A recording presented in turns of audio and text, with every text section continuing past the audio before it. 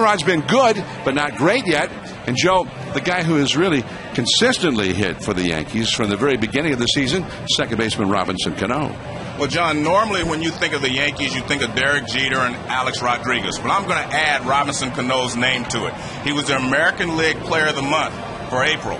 He's also a guy that was named for the great Jackie Robinson as a tribute from his father. So this guy has greatness, destined to be a great player. But if you look at last year, he hit .320. He had 25 home runs, 85 runs batted in, and he also had 204 hits. They have moved him up to the 5th spot, so they'll give him more opportunities to drive in runs. And in doing that, I think that they're giving him an opportunity to be the most valuable player in this league. He also plays great defense now. He hits .341 against left-handed pitching. He's up against a tough left-hander tonight, but Robinson Cano is the next in a long line of Yankee superstars. You probably make a good case for him being the most valuable Yankee, at least up till now, this season. Now, A.J. Burnett will get the start for the Yankees. He has been sensational. His best beginning to a season ever. And the Yankees look to him to get him a sweep here at Fenway. Or he'll be up against Boston's ace left-hander, John Lester. And he had been outstanding in the past. He's been outstanding in the postseason. He's been outstanding his last 3 straight starts. Yeah, he's been hot. And you know what? John Lester is a big game pitcher. In 2006, he beat cancer, and he came back and he beat the Cleveland Indians. And then in 2007, he wins the clinching game of the World Series. He started off slow, but now he is back hot and dominant. With these Yankee right-handed hitters tonight, look for him to use his cutter so that they don't creep out over the outside corner and pummel the green monster. He has to get the ball in on him, and he has to act like a stopper. The starters for the Red Sox so far have an ERA of 12 in this series, and they're 1-8 against the American League East teams that are ahead of them, the Tampa Bay Rays and these New York Yankees. Yankees can move ahead of the Rays, who got no hit by Dallas Braden. Dallas Braden? Dallas Braden? So, Dallas Braden helping out the Yankees today. We'll see if he helped out the Red Sox. The Red Sox need a win. We've got the big ball game with John Lester ready to go, coming in for the bullpen.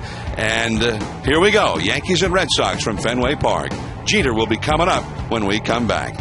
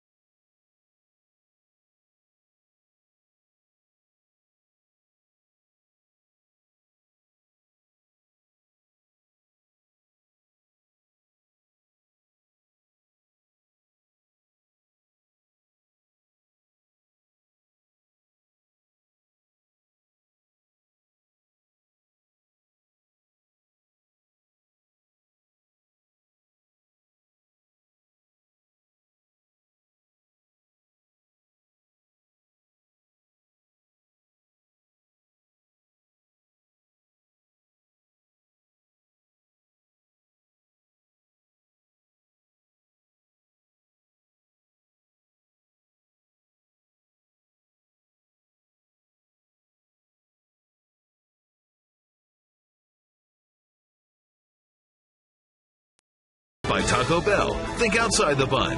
And in part by Scott's, official lawn care company of Major League Baseball. And Get Him to the Greek from the producer of Superbad. In theaters June 4th. Red Sox! Whoopee!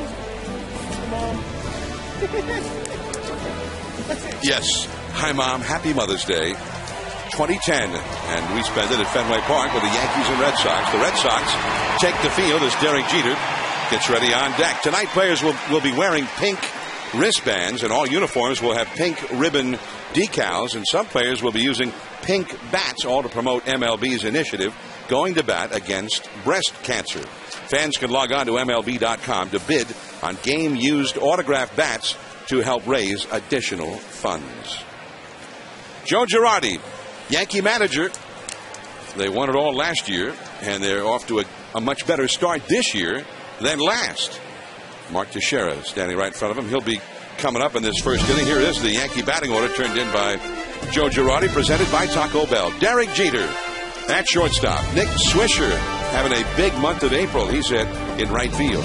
Mark Teixeira, 3 homers yesterday, first base. Alex Rodriguez, the cleanup hitter, at third base. Robinson Cano, second base. Jorge Posada, the designated hitter. Marcus Thames in left field. Curtis Granderson on the disabled list. Francisco Cervelli is the catcher. And Brett Gardner hits 9th in center field. And in the 3-hole, Mark Teixeira, he is getting hot. It must be May, a notorious slow starter, a switch hitter with a lot of movement and a long stride, but by the time he gets his timing and the summer starts to heat up, so does Teixeira. Teixeira, who tied for the league lead in home runs last year, his first as a Yankee, and he'll be facing John Lester, the ace Red Sox lefty. Well, Johnny got off to a slow start. He was 0-2 with an 8.44 earned run average. His last 2 starts, he's 2-0 with a 0.44 earned run average. And this guy's a winner. He has a career record of 44 wins and only 18 losses. That's like a little over 7 out of 10 wins in every 10 decisions. That might remind Red Sox fans of a young Roger Clemens at 44-18. In fact, Clemens had exactly the same one-loss record, 62 decisions into his career. Derek Jeter, and the fastball called a strike at 94 miles an hour. Tim McClellan giving the low strike on the first pitch of the night, and a cool night it is. Jeter hitting .304, 4 homers, 22 batted in. Time for 9th in the American League in RBIs, even though he's the leadoff man. He went around with that swing. Tried to check, couldn't do it. Strike 2. That's that cut fastball that we think John Lester will have to use, especially against Derek Jeter. But to keep the right-handed hitters of the Yankees off the green monster, it's not always pitch away. Get in off the barrel. Lester shaking off a sign from Victor Martinez. Now the 0-2 pitch. Curveball, too low. It is 47 degrees. We mentioned at the top of the telecast that the temperatures would be dropping as the night went along, and they've already dropped to 47. And there's a strong wind blowing in from left across toward right. That is strike 3 called. Well, Tim McClellan takes a while before he calls you out. It looked like a pretty good pitch, but until he gives you the signal, it's not a strike. Let's take a look at this pitch. Definitely caught part of the plate. And there you see McClellan calling him out. 16 called strikeouts this season in John Lester's games. That's the most in the league. Here now is Nick Swisher. Swisher has a hot hand going. His last 11 games, 4 homers, 14 batted in. 18 hits, 46 at bats, hitting just under 400 in that time. 23 RBIs all told for Swisher. He had a big 3-run homer here on Friday night that put the Yankees ahead for good. And that fastball is in there. He's getting that pitch right around the knees right now, Oral. Well, the first pitch to Jeter was probably low, but he got it as a strike. But he's shown that he can throw the ball low and into righties and keep the ball down, and that's the way to train the umpire of where you're going to pitch. So it's a question of training the umpire. At times, I always thought. This is Scudero, and Swisher is out, 2 down. The Red Sox on the field, back of John Lester, look like this around the outfield. It is Hermida in left field and McDonald in center, as both Ellsbury and Cameron are on the disabled list right now. J.D. Drew in right. Beltre, two-time Gold Glover at third. Scutaro at shortstop, both of them newcomers this year. Pedroia, who's won a Gold Glove, at second. Youkilis, a Gold Glover at first. Victor Martinez doing the catching, working with John Lester, and a curveball down and in to Teixeira for ball one. It's quite a place to hit in the order with Alex Rodriguez behind you and Mark Teixeira being as hot as he is. This is Scutaro on the high hop. And a strong first inning for John Lester, and 8-pitch inning. Now the Red Sox are coming up against A.J. Burnett on a cool night in New England.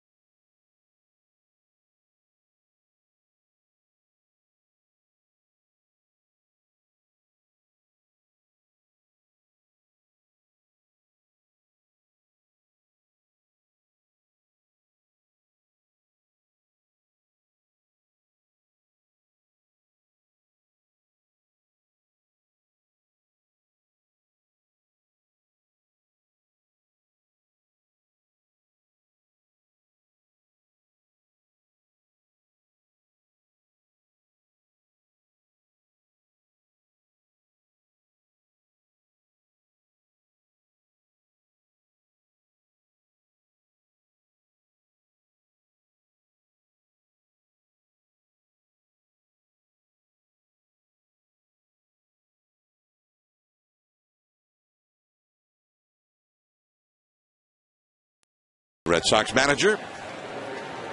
In the background there is Mike Lowell, who's been doing some DHing, partnering as a DH with David Ortiz. The Red Sox batting order presented by Taco Bell. Marco Scutaro leads off at shortstop. Dustin Pedroia, MVP, not so long ago. And Victor Martinez, the catcher. Kevin Youkilis hits cleanup at first base. J.D. Drew in right field. David Ortiz still trying to get it going. The designated hitter hitting sixth. Adrian Beltre, third base. Jeremy Hermida in left field. And Darnell McDonald is in center field, batting ninth. And John, David Ortiz has been the man around here for so long, and he has struggled the last few years. Although last year he ended up with 28 home runs and 99 RBIs, which is okay, but that's not David Ortiz-like. And he was off to such a slow start last year that they wanted to bench him, and now they are benching him every once in a while against left-handed pitching. So it's a very difficult decision to be made by Terry Francona, but he's making the right decision, seems like, more than not. Yeah, and right now, if there's a left-hander going, he's not going to play. Right. And Mike Lowell hits the lefties pretty well. So it's still tough to take Big Papi out of there. Yeah. And, well, as Francona has said, the whole thing is tough. And you're talking about a guy who has been a great player by the Red Sox. He's one of the top sluggers in baseball.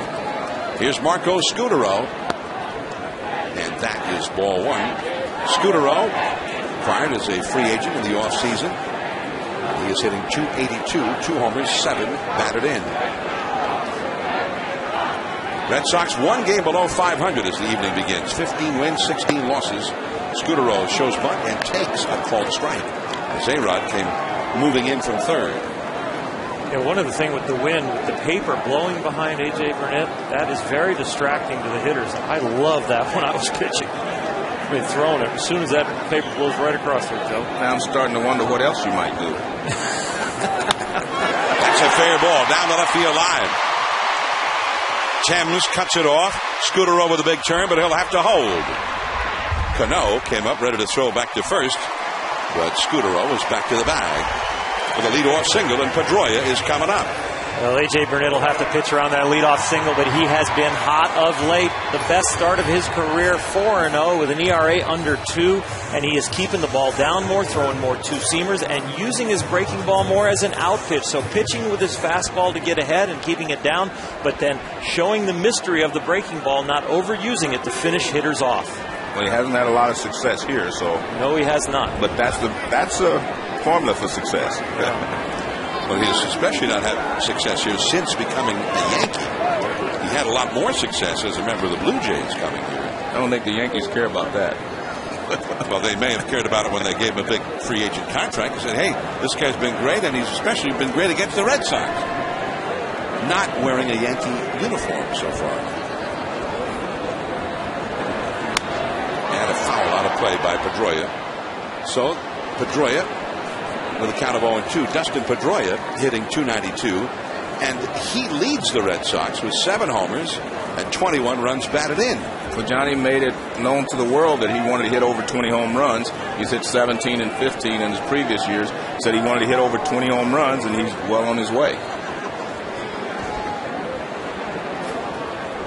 He's on pace for between 35 and 40 right now if he continues that all year. Well, I think it hurts him batting average-wise, but I think you'll give up a little bit of the batting average to drive in more runs and hit a few more home runs for your ball club. 2 years ago, he was the MVP in the American League, .326 average, 17 homers. That's the way I always felt, John.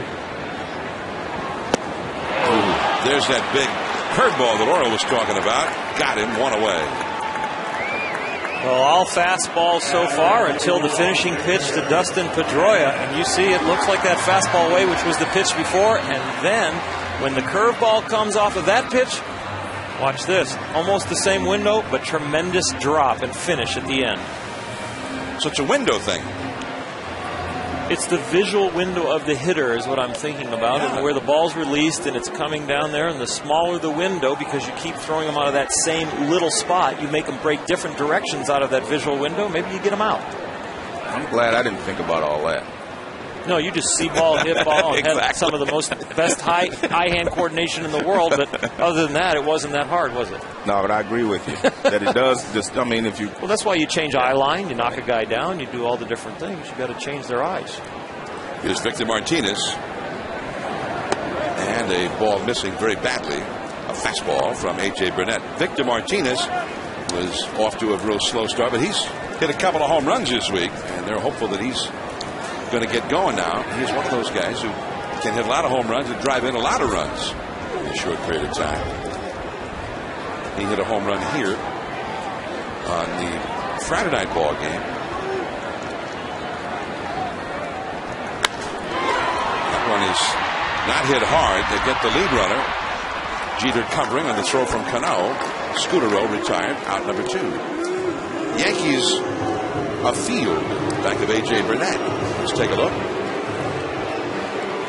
Around the outfield, Marcus Thames in left with Gardner in center, Swisher in right. A-Rod, 2 Gold Gloves at third. Jeter, 4 Gold Gloves at short. Cano at second. And Teixeira, 3 Gold Gloves at first base. And Francisco Cervelli is the catcher. And his manager, the former catcher, Joe Girardi, says Cervelli is outstanding as a receiver. Here's Youkilis, and that's ball 1. High and tight. Youkilis hitting .306. 5 home runs, 15 batted in. John, this is a very good Yankee defense, much better than people think, and especially on the infield. Youkilis with that very exotic-looking approach at the plate before the pitch comes in. Fouls that one into the crowd. Cervelli went over. No chance to get it. 1 ball, 1 strike. Well, I think A-Rod has developed into a very fine third baseman. He won his 2 Gold Gloves as a shortstop, but he has been getting better and better over third base, and he doesn't have the hip problem this year. He's moving better. And again, I think this is an excellent defensive infield for the Yankees. No score in the game. 2 down, runner at first. And that breaking ball down and away. It is 2-1 now to Kevin Youkilis. J.D. Drew on deck would be next. Red Sox have been swept at home by 2 different teams already this year. The Rays swept a 4-game series here. The Orioles a 3-game series last weekend. That's along the right field line, and it is touched by a fan in foul ground. The fans are almost in fair territory at that point along the right field line. They're so close to the foul line. See that foul pole 302 feet from home plate, and the stands are right along the foul line there. The fence angles out very dramatically from there. If you hit it maybe 15 feet off that right field foul pole, you have to hit it not 302 feet, but about 370 feet. Straightaway right field is 380 feet away. Back to Cano. And the inning is over. 1 hit, 1 left for Boston. No score in the game. A-Rod coming up. Then Cano and Posada back in the lineup. Up against John Lester when we come back.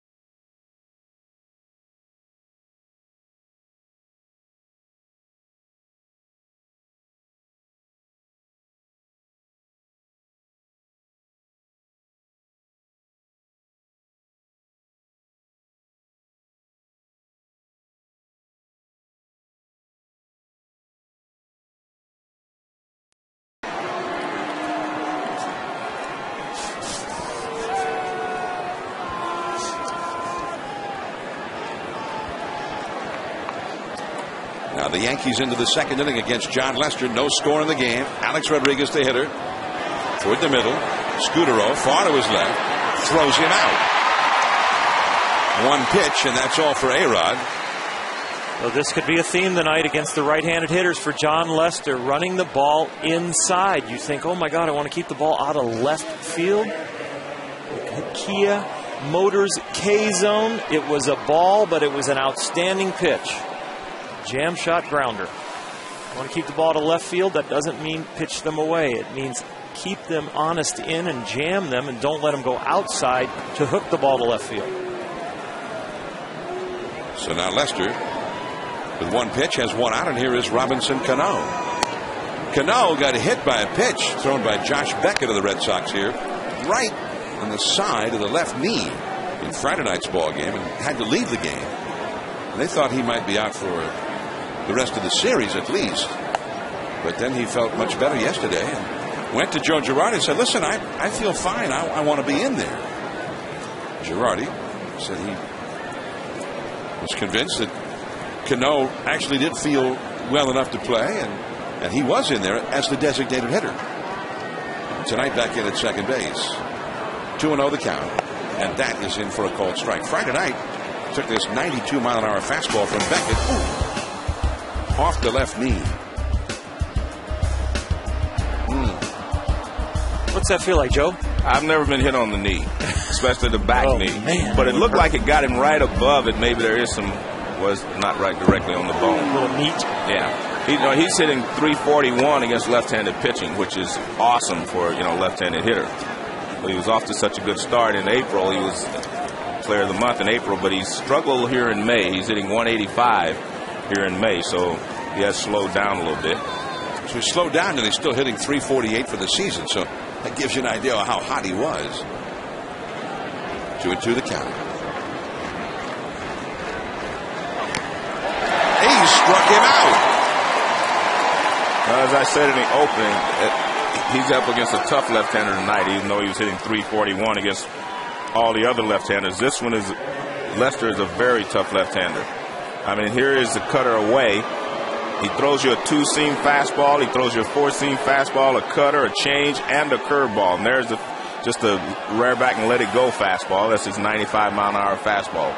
Great pitch there after the cutter. And here is Jorge Posada. Posada strained a calf muscle running the bases in the game last Monday and is appearing for the first time in a Yankee game right now since then as the designated hitter. Posada, 5 homers, 12 batted in. Left center, that's going to fall well short of the big wall out there. And the inning is over as Yarmida takes it. J.D. Drew and then Big Papi, David Ortiz coming up. Last of the second, 0-0.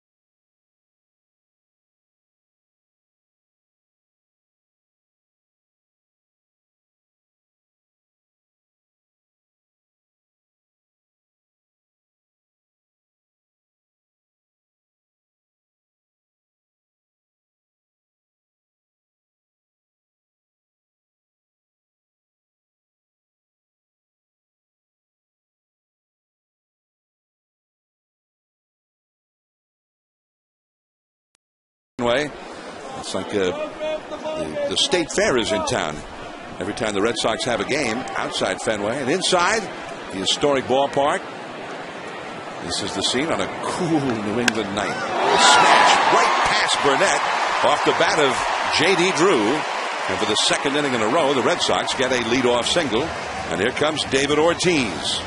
And John Big Papi has been a different Big Papi, in my opinion, since Manny Ramirez left. And he has struggled a little bit. When Manny was here, the team averaged 5.56 runs a game. He and Ortiz, 388 home runs, 1,200 ribbies from 03 to 07, most by any two teammates. They were fabulous together. Since Manny has left, it has been a different story for David Ortiz.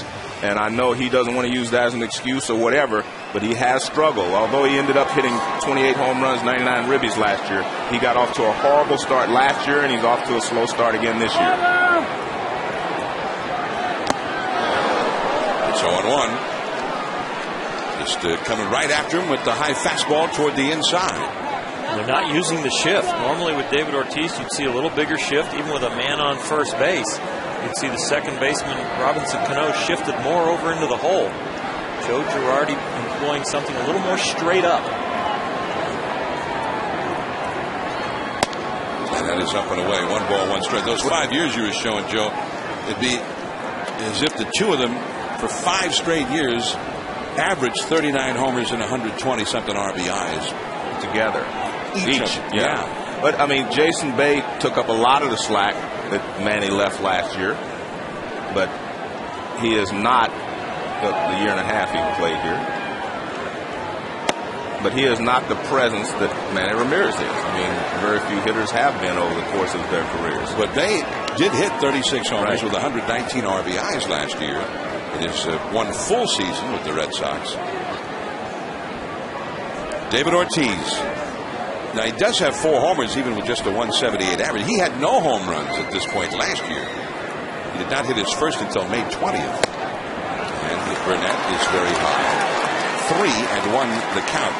But after June 5th, that's when Big Papi seemed to heat up with the weather. 27 homers, 78 RBIs the rest of the year. And he was one of the top home run and RBI men. The question is, will the Red Sox wait until then to find out if he's going to repeat that? That's why it says very difficult for Francona to make out the lineup each and every day. 3-1. Papa. And here is Thames.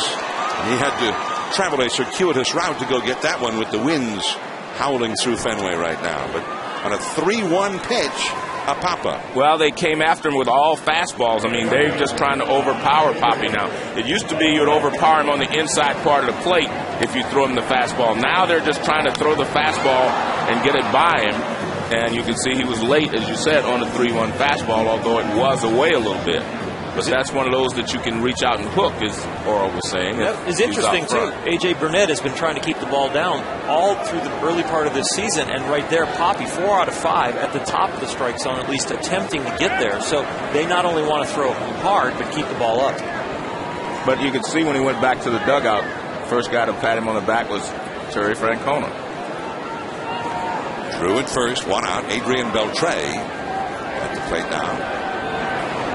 Beltre takes a called strike from Burnett. No score in the game. Now, Beltre picked up, he had been with Seattle the last 5 years.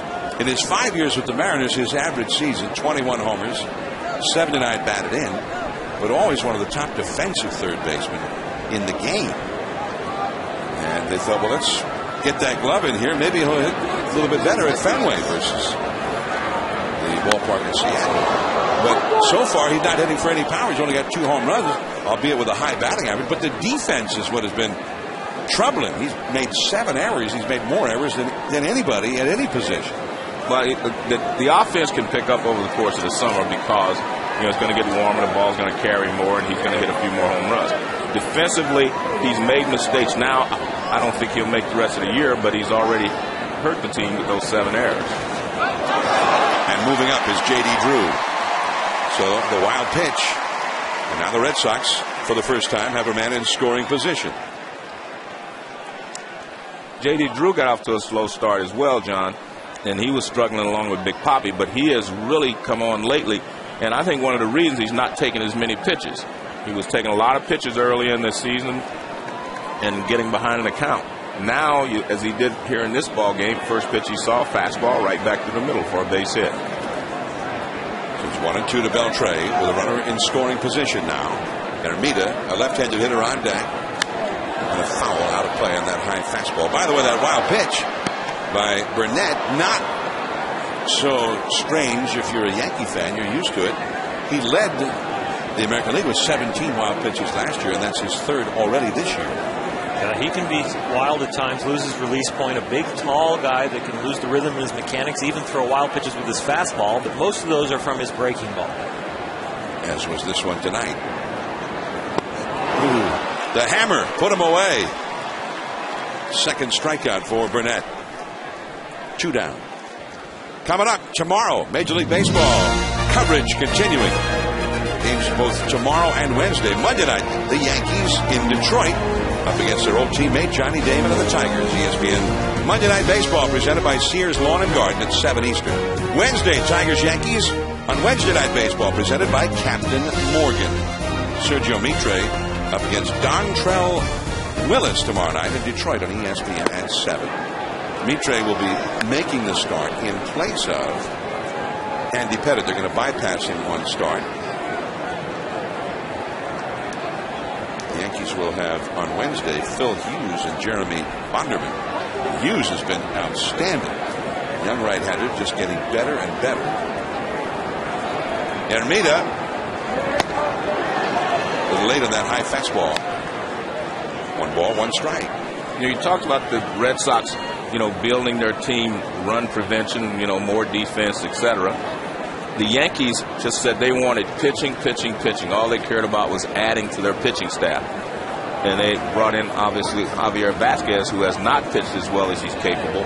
But the Yankees pitching and starting pitching has been the difference so far this season.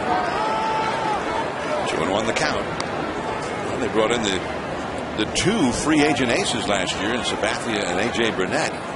Both. Andy Pettitte still getting them out after all these years. And who's better in a big game than Andy Pettitte? And, of course, Mariano Rivera is still almost without equal at the end of a game. Rivera comes in, game over. He hasn't been on the mound for a week. He's had a tight left side, but they say he is available.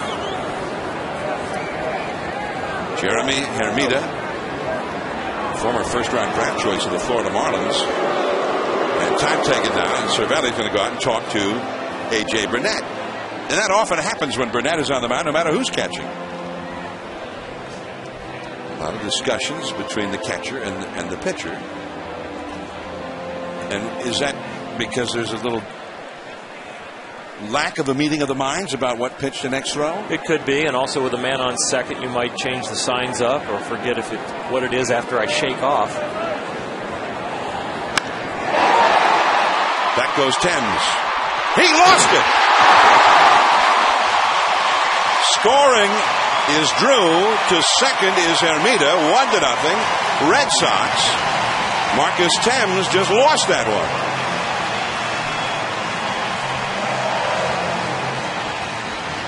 The pitch was up and the ball was well hit, but Marcus Thames looked like he broke in on the ball. Let's take a look at the swing, a nice line drive swing, and see the first step or two was in and then back, so it made it a reaching grab. And also his eyes are bobbing at the end right there because he has to reach up.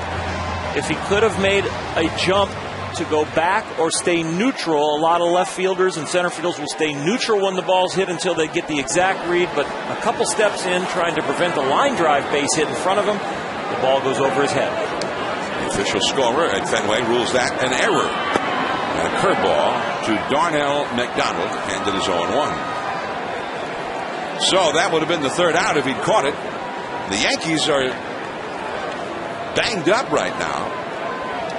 Ordinarily, that would have been Brett Gardner in left field. That was the way the lineup looked at the beginning of the season. Another sharp breaking ball. And it is quickly 0-2 to Darnell McDonald. But right now you've got Curtis Granderson on the disabled list. Gardner's playing center field. And they've been more or less in a platoon in left field here recently with Thames and Randy Winn.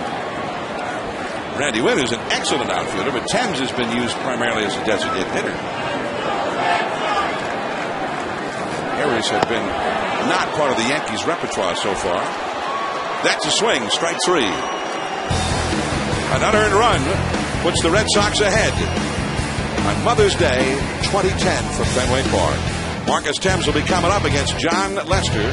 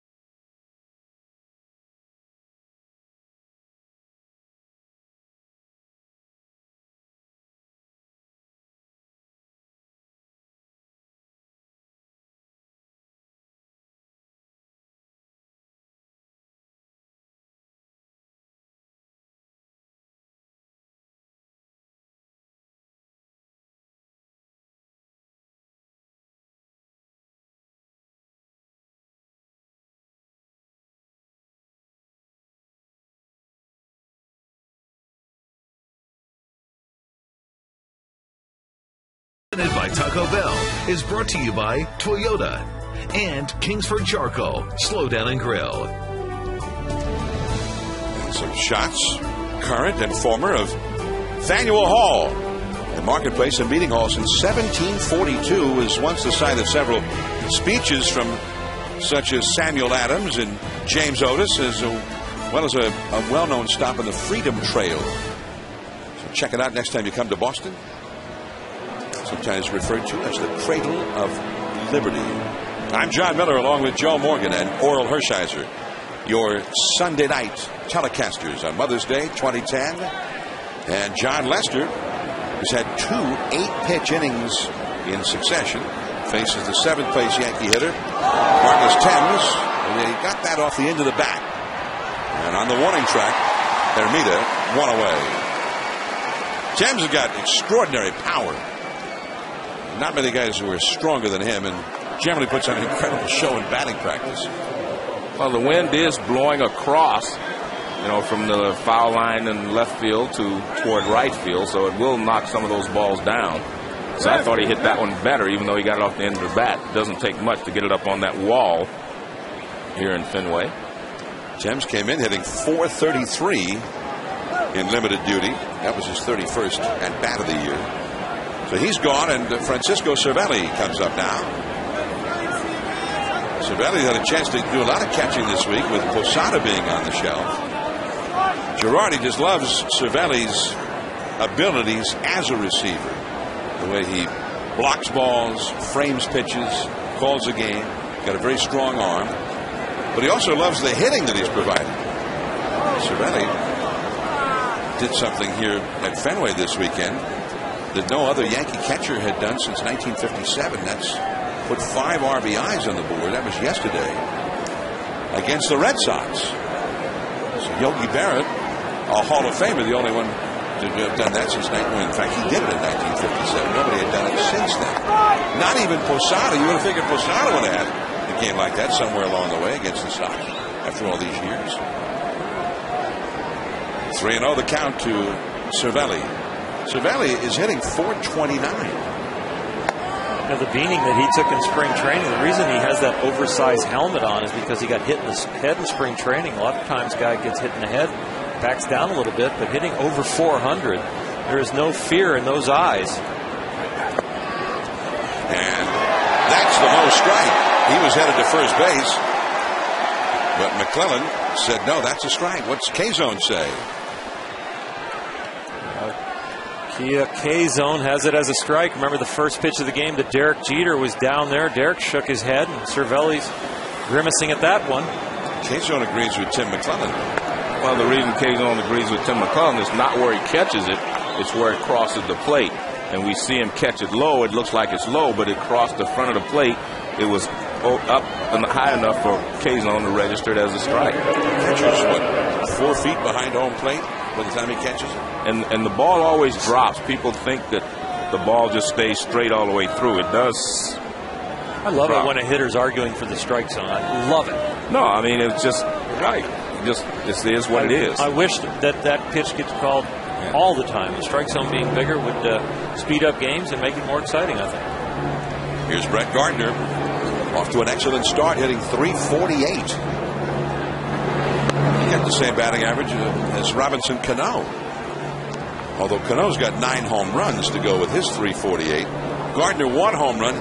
He's more of a guy who hits line drives, a lot of singles. But once he gets on base, he can turn a single into an extra base. He's got 14 steals. He is really fast. Second in the league in steals, only Juan Pierre of the White Sox with more at the start of the day. Derek Jeter with 22 RBIs, John and Joe. The reason he has so many RBIs, the bottom of this order has been doing a great job hitting for average and getting on base. So the Yankee bottom of the order doing outstanding. You see 302 in comparison with the rest of the league. 830? Holy smokes. 830, that's the ops. Yeah. Good ops. Good ops. DJ with 22 RBIs, and Nick Swisher, only the one who's been down there in the 7, 8, 9 hole, only one with higher RBIs at 23. Well, and that is part of why they've been able to win, even with injuries, and they haven't really had everything going that well for them yet. One of the places the Yankee budget really makes a difference is when injuries hit. They don't have to get their replacement players always from AAA. They're bench players with Randy Winn and Timms and Cervelli. And, you know, they really come in with major league players, not just AAA replacements. And Randy Winn is an outstanding big leaguer, could start for a lot of ball clubs. Been a starter throughout his major league career until now. Cervelli at first. Lester out of the stretch. And it's ball 3. So Lester, all of a sudden, after getting Timms on the first pitch of the inning, has had a hard time finding the strike zone again to Cervelli and now Gardner. Well, this is the first time he's had to go out of the stretch. Remember that. He retired the hitters 1, 2, 3, 1, 2, 3, the first 6 hitters, 7 hitters actually.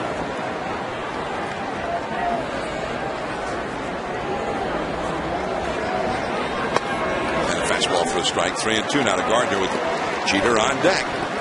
Well, that is, I mean, is that a sort of a way station for a starting pitcher, Orel?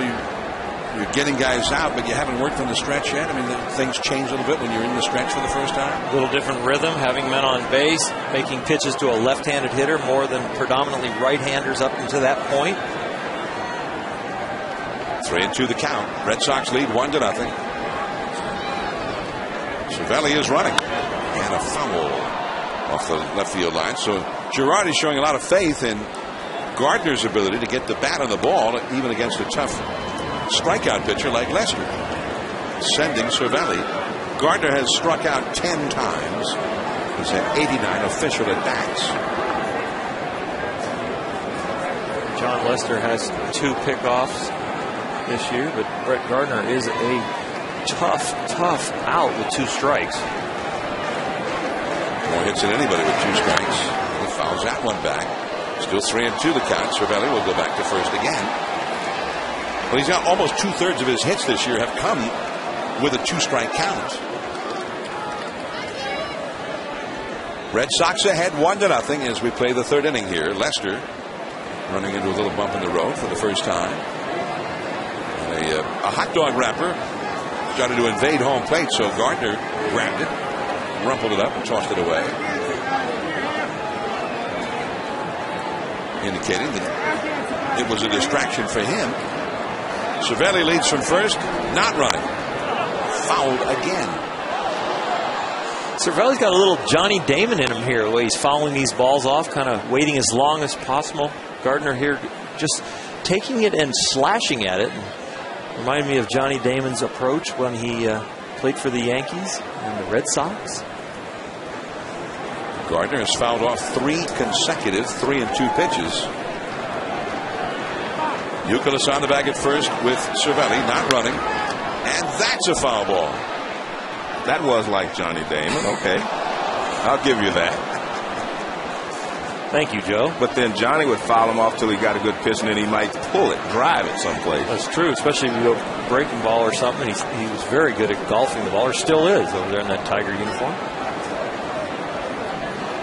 Gardner, 26 years old. This will be the 10th pitch of this battle with Lester. And that was Damon-like to the deepest part of the yard and handled by McDonald, the center fielder. He had a long run to go after that one. But it's 420 feet to that part of Fenway. 2 down. Cervelli back to first. Quite a battle that Gardner gave John Lester. Lester had only thrown 8 pitches in each of the first 2 innings. And he had to throw 10 just to Gardner there. Here comes Derek Jeter with 2 down. Cervelli still at first.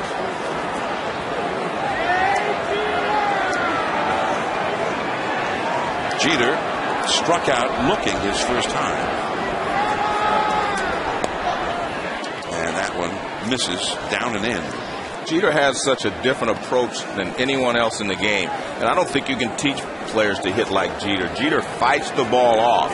I mean, he waits and lets the ball get on him, and then he fights it off to right field, or then on occasion he'll take the breaking ball and pull it.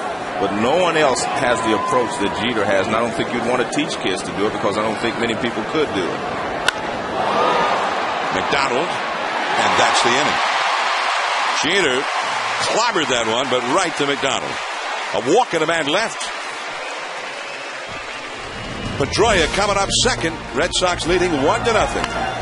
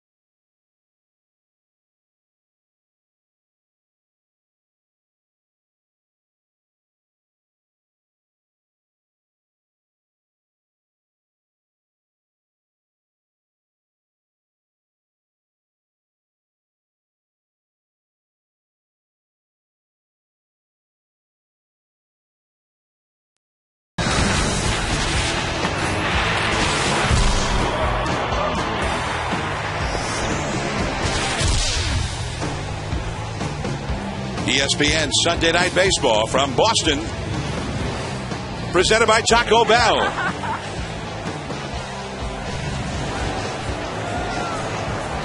And the look from the rooftop in right field here at historic Fenway Park. I'm John Miller with Joe Morgan and Oral Hershiser. We shipped up to Boston for this game. Well, you can see the wind blowing the lady's hair out there. It is cold when you get up that high. It's the same height that we are, right? That we are at this point. And it's cold here. Here is Marco Scutaro. Ball one from A.J. Burnett. Scutaro became an overnight sensation last year at age 33. He's a guy who did not make his major league debut until he was already 26 years old. And he bluffs the bunt, takes the ball outside. He singled his first time. Scutaro had been he kind of got typecast as a utility infielder. Last year the Blue Jays played him every day and hit career highs in just about any category you might want to name, and he was one of the better hitting shortstops in the league. And fastball in for a called strike to Marco Scutaro. He only swung and missed at 7.5% of the pitches he saw last year. The lowest such rate in the American League. The definition of a contact hitter. Good eye-hand coordination. Placido Polanco, that kind of hitter. Brett Gardner, based on what I saw tonight. So he's a guy who doesn't seem to mind hitting with a two-strike count, in other words. I was trying to figure out what that meant. So it means he doesn't mind hitting with two strikes. Well, he just seems to be pretty good at it. He doesn't swing and miss. Puts the ball in play. He gets a walk in this scenario. A leadoff walk in the third inning. And Cervelli, the catcher, out to talk to Burnett as Dustin Pedroia comes up. I was going to say maybe he should just swing more. Go ahead and swing.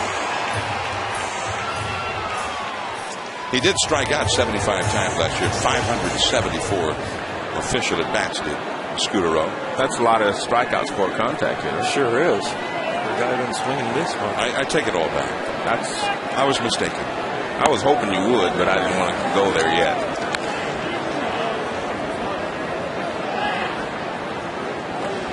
Dustin Pedroia, one of the best hitting second basemen in the game since 2007. Best batting average among second basemen, best on base average, best OPS, third most RBIs in the American League. The thing that surprised me the most there is the on base average at 370.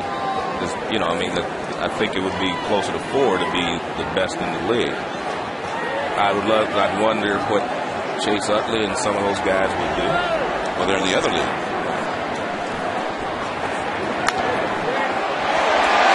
That's a fair ball. Hits the box seat railing. Scudero digs for third.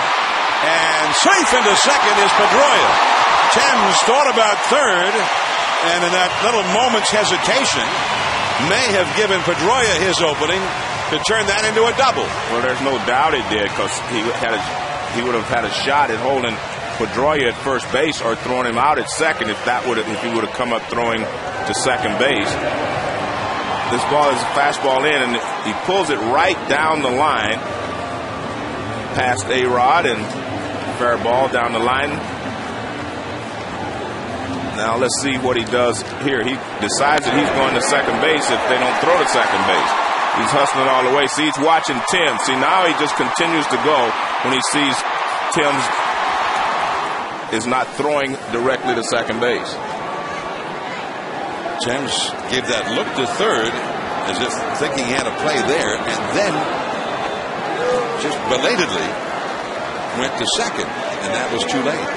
And it's a tough play for a left fielder who doesn't play left field at Fenway very often. That's one of the idiosyncrasies of this ballpark, with a man on first, Derek Jeter's up the middle shading for the double play, and then the ball down the line comes off, and Karem's off the wall there to so close to the foul line and comes back towards the shortstop. So it really turns out to be in a dead man zone as far as the defense is concerned, and it becomes a very short double. Victor Martinez trying to do some damage now. The Red Sox ahead 1-0. They have runners at second and third with nobody out. And these are the big RBI hitters. The infield is backed up for Martinez. Even a ground ball to the second baseman will get a run home here, and also move Pedroia to third. So he did not even have to necessarily have a hit to get an RBI. Youkilis, the cleanup man, on deck. Right back to Burnett. That's not what he wanted. He's out, and nobody moves up. One away.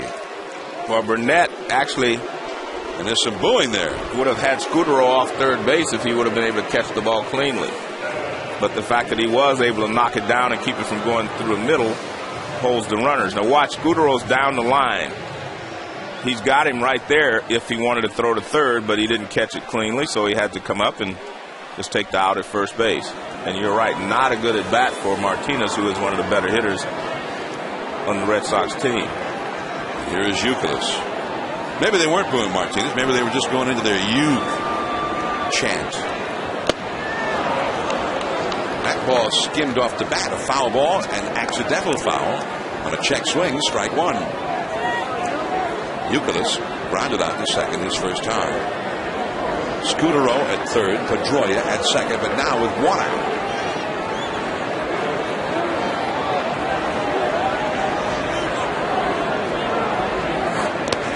Nice save by Cervelli. And you can see why he throws a few wild pitches with that breaking ball. Cervelli did a nice job saving the run, and A.J. Burnett has saved a lot of runs this year with man on third and less than 2 outs. Only 23% of the men that have got on third with less than 2 outs have scored off of Burnett. 13 of them have been out there, and only 3 have scored. Now that's impressive. That's some strong pitching when it counts the most. And I wonder with the statistician if it counts when he had no out. So if he gets 2 opportunities here, when there was no out and when there's 1 out. To find out from our gurus back there in Bristol how they counted up. They've had 1 chance now, and this is the second chance. Fastball off the inside, and it's 2-1. But I know what you're saying. If they get this run home, then he didn't prevent it from scoring with less than 2 down. So it would be 2 opportunities. But he's prevented it on the 1, and now here's another. But it's still the same scenario. Even when we're mixed up, I love to hear you talk. I'm trying to translate for you, Morrow. I think I'm the one that needs the translation. 3-1 the count to Youkilis. Yeah, this is easy. Runners in scoring position. This series, they're 2 for 16 after most of the season, 4th in the American League. Now, see, those are easy. Yeah, because they've got runners in scoring position right now. Yeah. Well, Joe, you're our stats guy. And he curves him on a 3-1 count. Strike 2. So now it's a full count with J.D. Drew, a left-handed hitter, on deck. Drew scored the only run of the game after singling leading off the second inning. We're in the third now. Scutaro, who walked at third. Pedroia, who doubled at second. 1 out. And it's a walk. The bases are loaded.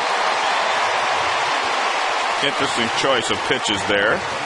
I thought he might try to come inside with the fastball up and in, but he chose to go away. The fastball in would have been for the pop-up or strikeout. The breaking ball for the strikeout or the breaking ball in the dirt and go ahead and put him on first. And he goes with a pitch that might freeze him with a fastball away, which really, in most big leaguers' mind, was probably the third option. J.D. Drew hit a single, was wild pitch to second, and scored on the missed fly ball.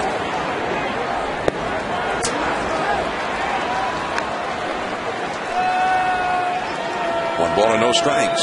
David Ortiz is out on deck.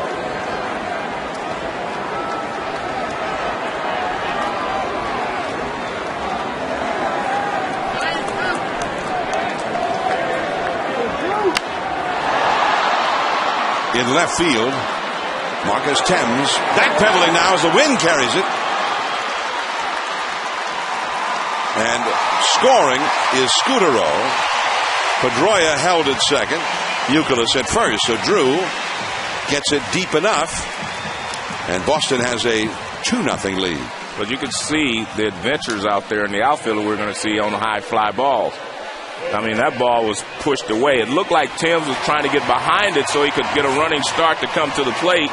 And all of a sudden he had to back up just to catch it because it wasn't that deep. If he could have gotten behind it and started forward, he may have been able to make a throw to the plate. But the wind takes it, and you see how quickly he has to get back just to make sure that he makes the catch. Now the wind is blowing in from left field, and yet he ended up backing up on that. Runners at first and second. David Ortiz slashes it foul on the first pitch curveball. It's 0-1. Well, that's the first off-speed pitch he's seen. He went after him with all fastballs the first time up. So David sees that off-speed pitch and he takes a swing at it. Ortiz flied out to shallow left his first time. The wind, looking at the flag out there in center field, the wind is just howling right now. A very strong wind. Gusting through Fenway Park. One of the things you know if you're the pitcher, A.J. Burnett, even with that wind blowing out to right, that when a guy is struggling at the plate, he wants to swing the bat. David Ortiz does not want to take a walk here. He wants to try and drive these runs in. You do not have to get him out in the strike zone. Curve ball in for a called strike 2.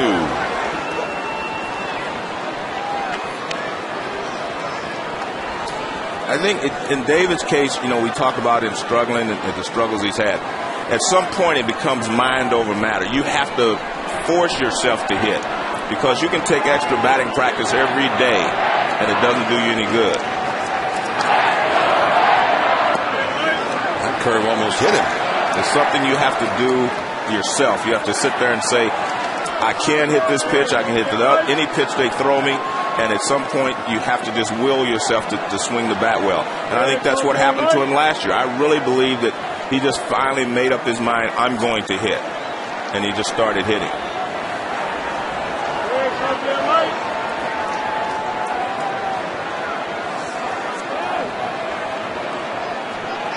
Two men on, 2 men out.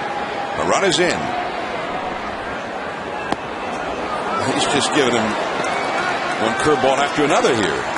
2-2 the count. Which is the opposite of the way he pitched him the first time up. All right, so he got him set up for a 93-mile-an-hour fastball up and in? Well, he's also showing that he does have respect for Big Papi because he couldn't just continue to pump fastballs at him.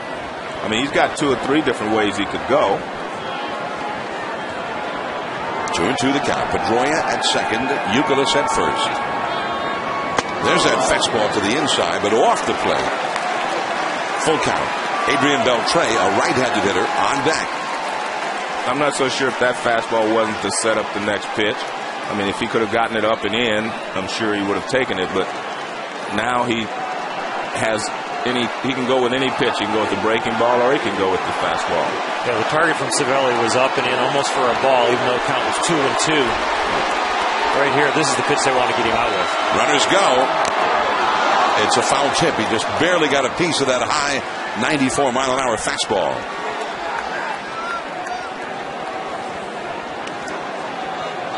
Well, they decided to go back-to-back fastballs, and David gets the foot down, makes a good swing, just barely tips it.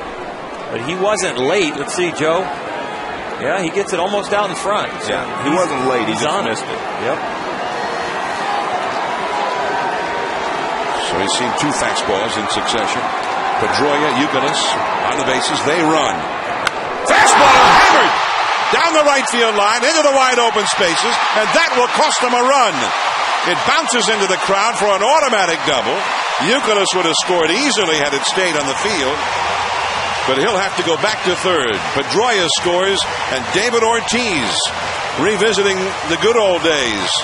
And that's what I'm talking about, John. He got fastballs he didn't hit. And he gets another fastball, and he drills it. I mean, this is a fastball in. In fact, where they wanted to pitch him, maybe a little higher, but it's in. But, I mean, he has hit every pitch that they can throw. And that's why I say it's going to be his mind taking over and willing himself to swing the bat well. And I think that's what happens sometimes to guys once you get up in age a little bit. You start to relax at the plate and just swing the bat. No, sometimes you have to say to yourself, I'm going to get the job done. And David knows that he can do it. That's why he never loses confidence. But you have to be able to make yourself swing the bat on certain pitches. He can hit any pitch that they can throw up there. He can hit the curveball, he can hit the fastball, he can hit any pitch. So it's all in David's hand, not someone else's hands. And you can take all the batting practice you want, but that doesn't make it better. Here's Beltre. 2 runs in. 3-0. Boston ahead, and 2 runners in scoring position. What we call scoring position. Second base or third base. Beltre struck out his first time. Curveball. Beltre was going somewhere else on that one, and it dropped in over the plate. A ball and a strike. That's that curveball that drove you out of the game, you said, right? Yeah, although I was 12.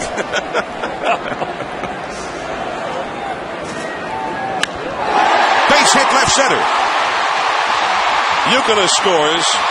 Big Papi right behind him. Beltre heading for second. A stand-up double. It's 5-0 Boston.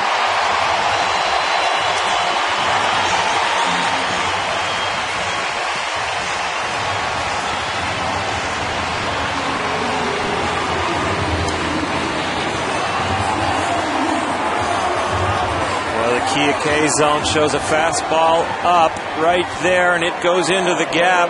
Adrian Beltre, sweet swing, calm hands, nice hips, drives that through to left center. And then you watch him run the bases. He drove it out there in the gap. The double by David Ortiz did not allow the runners to score because it bounced into the stands. That one stays in the ballpark. Jeremy Hermida. From ball to no strikes. I just got a glimpse of a guy that used to drive it in that gap like that a lot. Hall of Famer Jim Rice is visiting us in the booth. Jim Ed. Yeah. He used to light it up here at Fenway. Former American League MVP. 2-0 the countdown to Hermida, the 8th batter of the inning. He has been hurt on his fastball this particular inning. And I don't think it's just location. These guys are pretty good fastball hitters, and they're sitting fastballs, and they're hitting them. 30 pitches thrown in this inning already by Burnett. It's only the 3rd inning, and he's passed 60 pitches for the game. 2-1 the count to Hermida. He hit the liner to left field that was misplayed by Marcus Thames. It allowed the first run to score. Red Sox, it's almost as if they've been going after Thames on this windy night.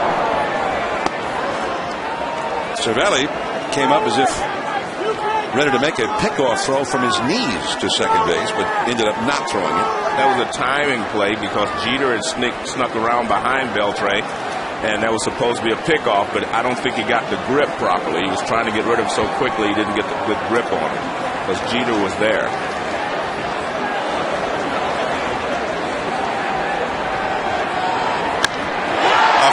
Little flare into left field. A big jump there by Beltre. He scores easily. It's a 5-run inning for Boston, and they lead 6-0. 3 straight 2-out RBI hits for the Red Sox.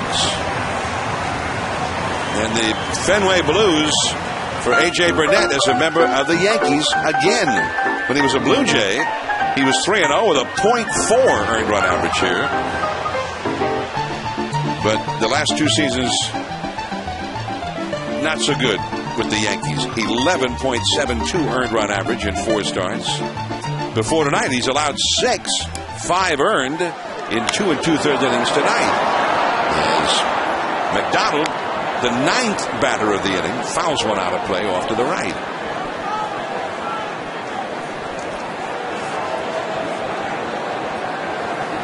Marco Scutaro, acquired the offseason as a free agent, led off the inning with a walk. That's how this rally started. That's a foul. David Ortiz, they were counting on David Ortiz to come back and show some of that former glory. It had not happened often early this year, but Ortiz got a big hit. When Ortiz got his 2-out double, it was just a 2-0 game. And they got a few smiles in that dugout for one of the few times all weekend here. Adrian Beltre, also an offseason acquisition. Jeremy Hermida, acquired in the offseason, delivering runs in the inning. That's the inning. Mark McDonald strikes out for the second time, but a nightmare for Burnett. He's had a few of them here. Swisher, then Mark Teixeira, who hit 3 home runs here yesterday. He's coming up second, and then A-Rod.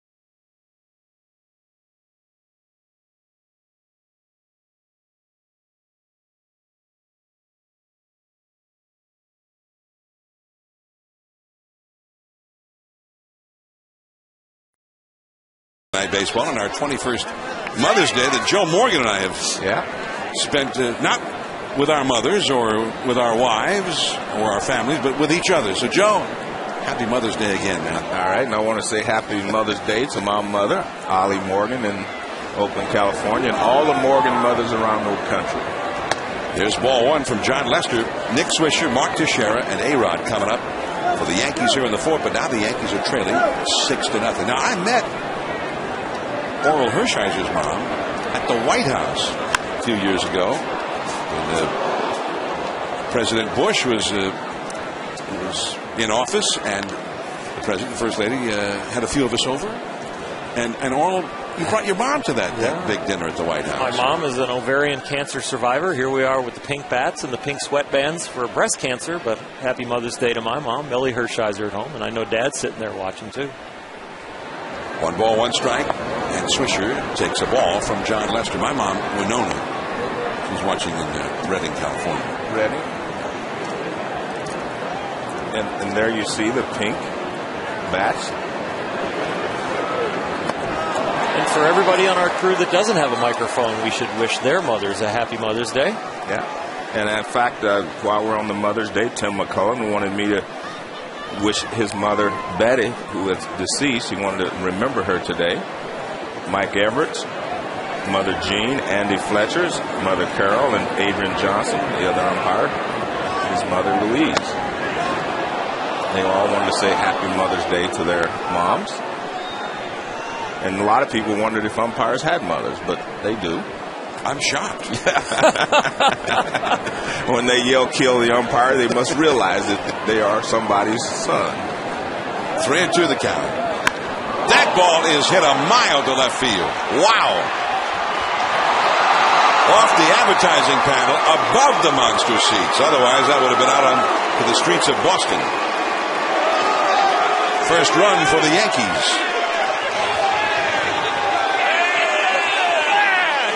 And our monster seats camera with the story from up there. That was a monster home run. You're right. Against the wind. Fly. Well, he is a good fastball hitter, and that ball is pretty much in the middle of the plate or right there where he likes it, and he puts a charge into it. And the wind, nothing else was going to stop that one. Second home run of the weekend for Swisher. And his first home run as a right-handed hitter this year. As a switcher, that's his 7th home run overall. He's been the best hitter in the American League so far in the month of May, and he's had a huge weekend, hitting .429 in the month. 5 of his 7 home runs have come this month. And Mark Teixeira at the plate now, and he's gotten it going in the month of May, not quite to the same extent as Swisher. Teixeira hit 3 home runs yesterday. Wow, that cutter made him look bad. 1 away.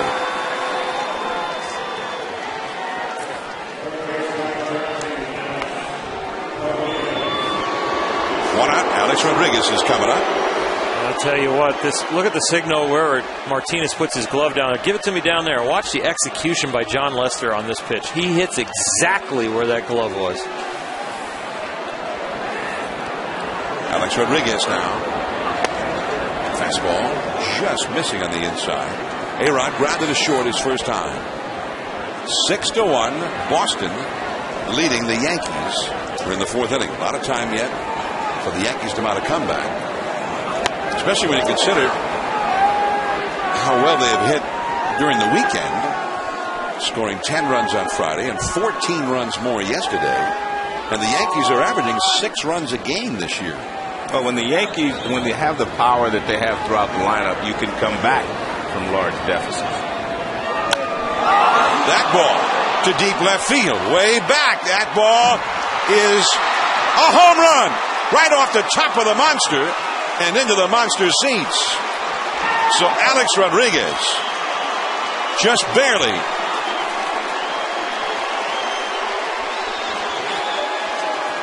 A-Rod's 3rd home run of the year. Remember last year, the last time they played in Yankee Stadium, A-Rod hit the home run off of Lester to win the ball game. Lester got him out with fastballs and cutters in early in the game, and late in the ball game he tried it again, and A-Rod hit it out. He tried to get inside again on A-Rod, and it doesn't work. Now Robinson Cano. Scudero from left field in the air. 1 hop, but not nearly in time. In fact, more than 1 hop. He really had no prayer of getting Cano. Very acrobatic attempt, though. And now John Farrell, the Red Sox pitching coach, is going to go out and talk to John Lester, who's given up 2 home runs in the inning. Well, right here, John Farrell with all the right-handers the first time through the order really got in on them, and then he started to leave the ball out over the plate. Some of these righties got on it. He tried to come into Nick Swisher. He went deep. He tried to get into Alex Rodriguez, and then he left the ballpark. And now Cano gets one over in the hole there on a fastball. Well, sometimes the pitcher has a lead. He's going to throw strikes, not going to walk guys. But when you go through this Yankee lineup, you better pitch to the hitters, not try to just throw strikes. By the way, Alex Rodriguez with his 586th career home run, and that ties one of the all-time greats, Frank Robinson, on the all-time list of home run sluggers. I think Frank Robinson is the most underrated of all of those great players, the Aarons, the Mays, etc. Frank Robinson, to me, is the most underrated because he is definitely one of those guys. Well, now Frank and Alex Rodriguez are tied for 7th on the all-time list for career home runs in the history of the game. Jorge Posada has flied out to left center in his only at bat, a switch hitter. And that is ball 1. Well, the Yankees showing some of that power. They have now hit 40 home runs this year. This is their 30th game. And that's even though Alex Rodriguez and Mark Teixeira, their 2 biggest power hitters, have not really gotten going yet. The home run for A-Rod was only his 3rd of the year. That's the scary thing about the Yankees, to think about how well they've gotten off. Their starting pitching has been outstanding. Everybody but Javier Vasquez. But Alex Rodriguez and Mark Teixeira really not on fire yet. Teixeira having 3 home runs last night, and A-Rod the home run tonight. So when those 2 big boppers go, if the rest of the lineup stays hot, the Yankees will catch Tampa Bay in a hurry. Tampa Bay got no hit today by young Dallas Brayton of the Oakland Athletics. A perfect game. And the count is now 1-2 to Posada. You know, the thing with John Lester, he pitched the right-handers in, but he has to continue to chase them in. Once they know where you want to get them out, you have to make a better pitch in there, and that was that. 1 ball, 2 strikes to Posada. Marcus Thames on deck. 2-2. Only 1 out in the inning. Swisher led off with a home run. With 1 out, Alex Rodriguez hit a home run, both going over the big wall in left field.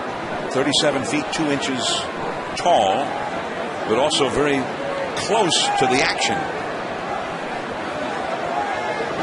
Swishers would have gone out onto Lansdowne Street. A-Rod's at the top of the wall, and that's strike 3. Posada goes down. And that was an off-speed pitch. The thing about pitching batters in and right-handers, you can show them what you want to get them out with and go the opposite and get them to freeze, or you can show them what you want to get them out with and put it in a hard place to hit, and that's what he did with Posada. Posada knew the right-handers, he's pitching them in, but he chased them all the way inside. Marcus Thames now. He flied out to left his first time. He's certainly got that power to reach the wall here at Fenway.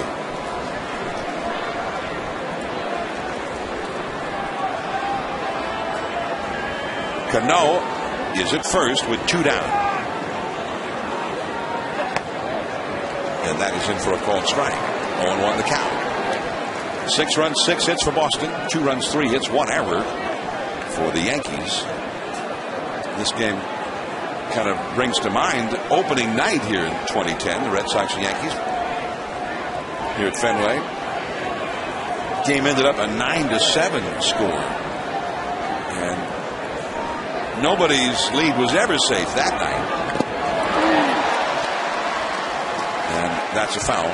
No signal from McClellan, but a foul ball. Cano will have to go back to first. 0-2 the count. Marcus Thames was originally a Yankee, but really didn't get much of a chance to play with the Yankees.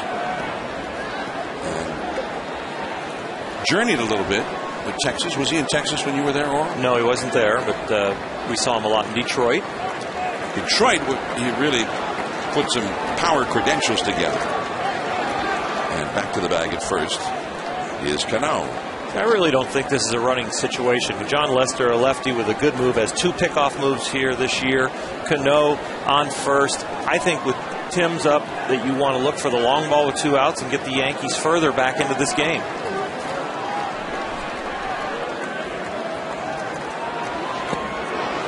Strike 3 call. Lester strikes out the side, but also gives up a couple of home runs as Thames argues with McClellan. Nick Swisher using the pink bat on Mother's Day, and he just crushed it. First Yankee run. And then A-Rod followed up off the top of the Green Monster and into the Monster seats. It's 6-2 Boston.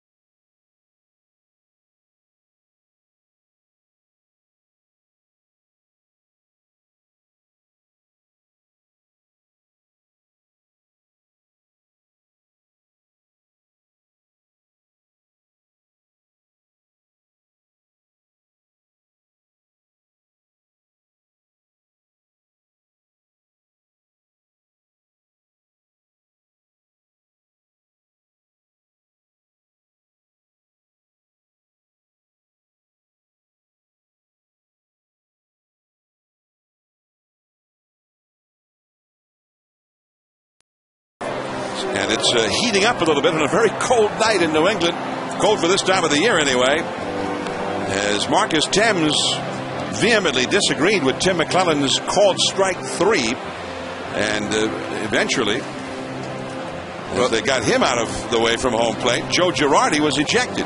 Well, we talked about the pitches that where the catcher caught the ball wasn't the strike, wasn't, the last time. This one goes around the plate. He catches it in the strike zone. And Timms and McClellan disagreed, and Joe Girardi comes out. He's talking about some of the low pitches that McClellan has called. Well, he waited till he started to walk away, and then he threw him out.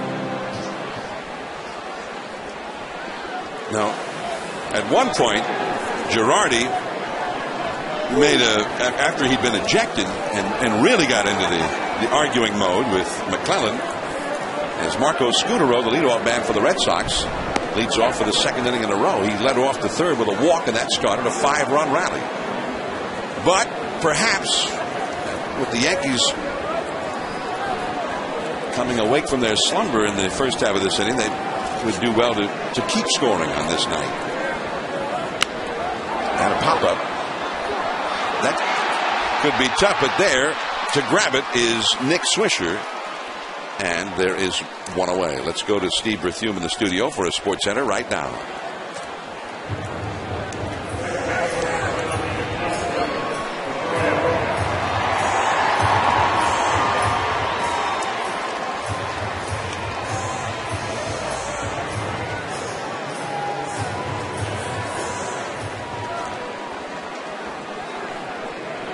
That's a pretty good present, right? For your mom. Absolutely. And there's a called strike to Dustin Pedroia. So Dallas Braden, who's been much in the headlines, not just in the Oakland, San Francisco area, but in New York, after his run-in with Alex Rodriguez when the Yankees were out there. And he thought that Alex Rodriguez had invaded his territory when he is running back to first base and crossed over what Dallas Braden termed his mound. And a lot of Pedroia fouls one out of play. This was the moment itself back on April 22nd. And there's A-Rod coming back across the mound. And there's Dallas Braden was right on the mound himself. And he expressed his displeasure with that A-Rod coming across his mound. None of those antics were happened today during the perfect game. I don't think he was ever upset during that game. But I'll tell you what, a lot of the back and forth with Alex Rodriguez is about, well, he hasn't done anything in the game yet. He doesn't have any room to gripe. But maybe after tonight, he's got something he can say and have a leg to stand on. Alex has tried to stay out of the arguing with Dallas Braden, who came back earlier this week and had sort of revisited the whole disagreement. And then when Alex himself was asked about it, he just said, well, I really don't want to talk about that any longer. Although he did mention Dallas Braden's 15 minutes of fame. And that's ball 4 to Pedroia. But today, Dallas Braden made some headlines completely independent of A-Rod. The 19th perfect game in Major League Baseball history. Last year, Mark Burley of the White Sox had one against the same team, the Tampa Bay Rays, which is very impressive for both guys. The Rays, one of the best teams and great lineups in Major League Baseball. And I remember Catfish Hunter, that was the year the A's moved to Oakland, 1968. There's the score as posted on the hand-operated out-of-town scoreboard in the left field wall here at Fenway. Victor Martinez, the hitter. And back out of play. 0-1 the count with a runner at first and 1 out here in the 4th inning. A memorable day for Dallas Braden in 2 ways. The perfect game, but on Mother's Day, his mother is deceased, but his grandmother was in the ballpark. So Grandma had a great day there with Dallas. So Dallas Braden, who is a Northern California native, in effect, pitching for his hometown team. He grew up in Stockton, a little bit east of Oakland. And the breaking ball is too low to Victor Martinez, who is 0 for 2 in this game. Youkilis is on deck. A.J. Burnett trying to get it back together here, give his Yankees a chance to come back in this game against Leicester. Red Sox got an unearned run in the 2nd inning, and then 5 runs against him in the 3rd. 4 of those 5 runs in the 3rd scored on 2-out hits. And that one misses with a fastball, and it is 2-1. I looked up at the scoreboard, and a pitch ago, A.J. Burnett had thrown 77 pitches. That's how many strikes Dallas Braden threw today, and 109. For those of you that think that 100 pitches won't get you a complete game in the big leagues, it can. It can get you a perfect game if you can throw 9 more. 2-1 the count. Curveball, 2-2. But that's quite an achievement, not just a no-hitter, which is a great achievement all by itself. Did you ever come close to a no-hitter? I had an 8 1/3 against the Reds, and I think I went 8 against the Padres, and Tony Gwynn broke it up. Tony Gwynn? Tony Gwynn, ground ball between 1st and 2nd. Remember it like it was right yesterday. The ball had a steering wheel on it again. Well, okay, but you had one with 1 out in the 9th against the Reds. I think that, yeah, Nick Asaski. It was a 1-0 game, a 3-0 count, and I threw a fastball as a young pitcher, and I came back going, I thought he was going to take, and they said, no, it's a 1-0 game. He's going to swing, he's going to hit a home run. Now he got a base hit. 2-2 to Victor Martinez.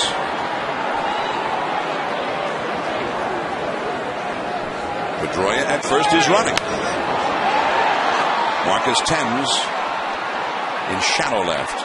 And again, the wind playing tricks with it. 2 down, Pedroia back to first.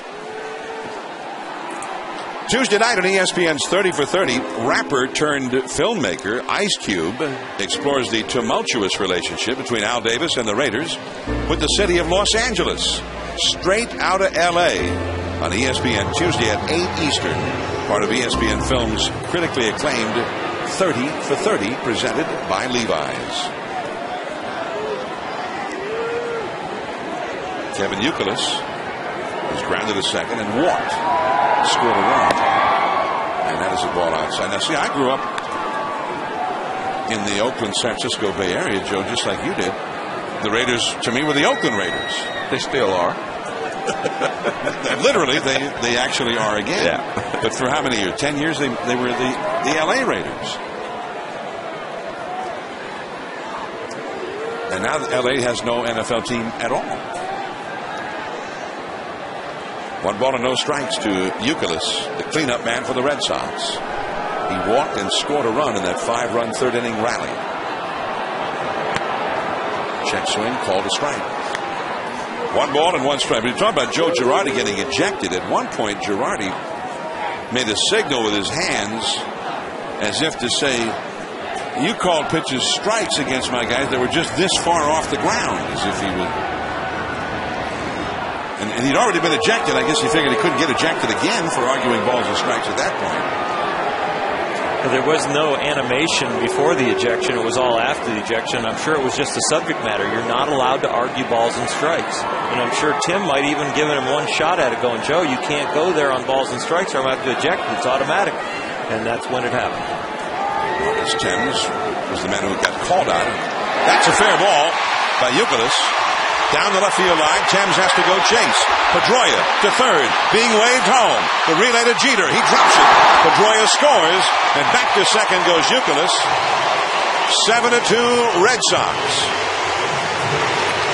I know the scouting reports tell you where most guys hit the ball, but there have been a couple of balls hit right down the line, and A-Rod is playing over toward the hole. They're not even close. He's not close to being able to make a play on this ball, the ball that Pedroia hit down there.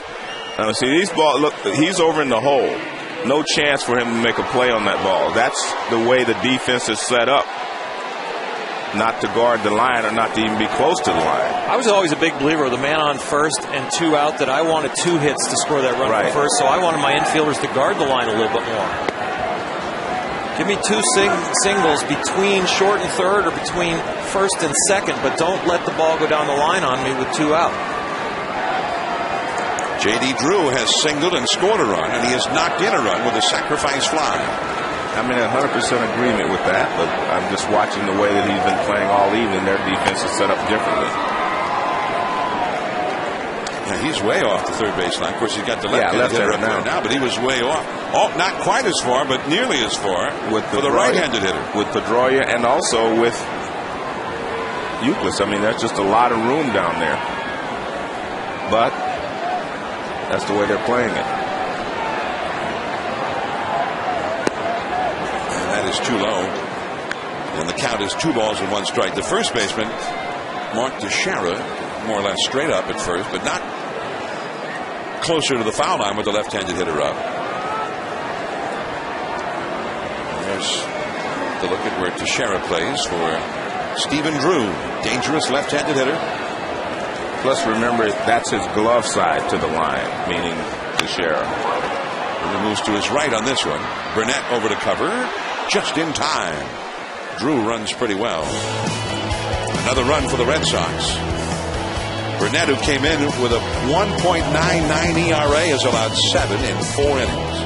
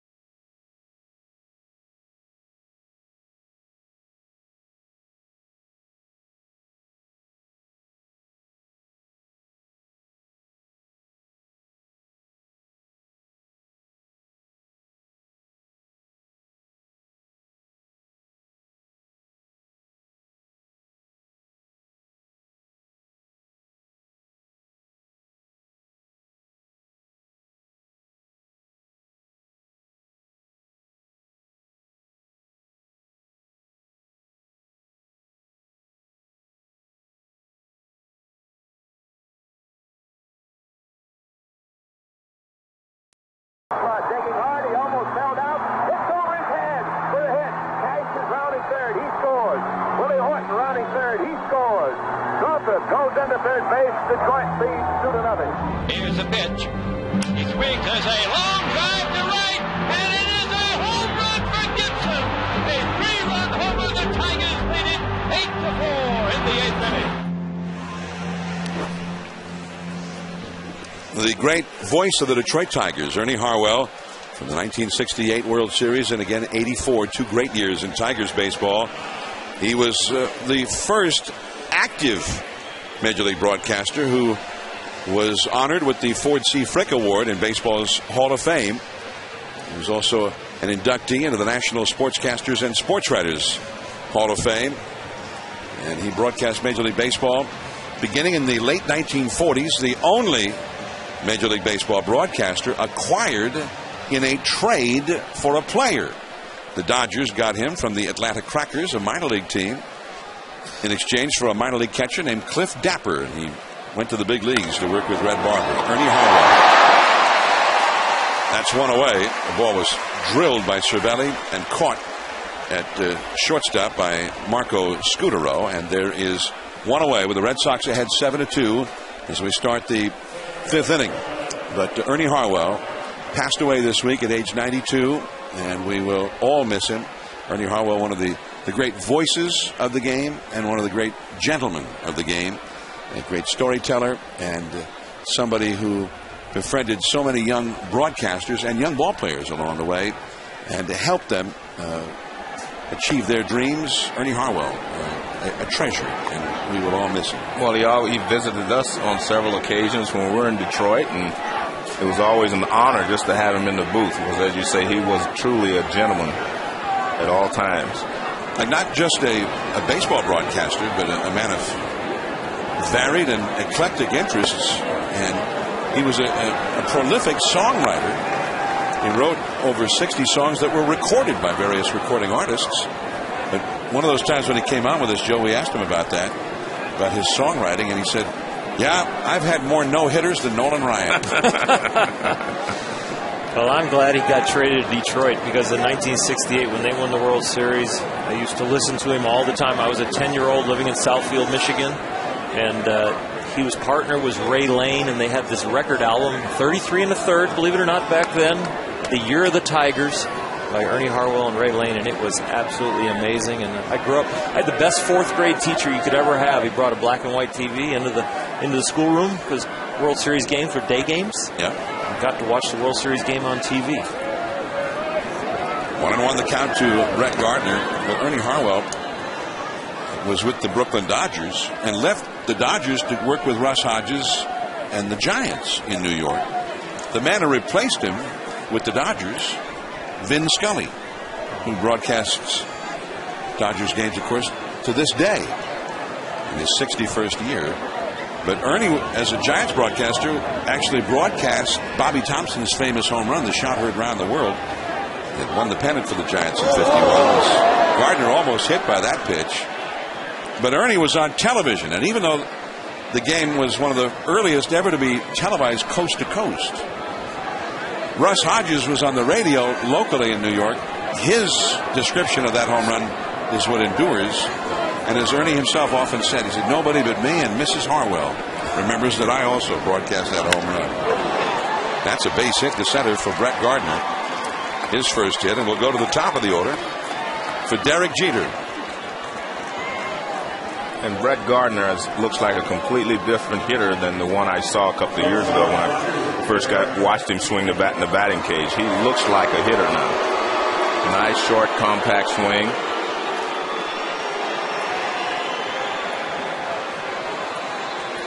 There's Pesky's pole, named for Johnny Pesky. And there's a lot of graffiti on there. A lot of people have been signing that foul pole over the decades.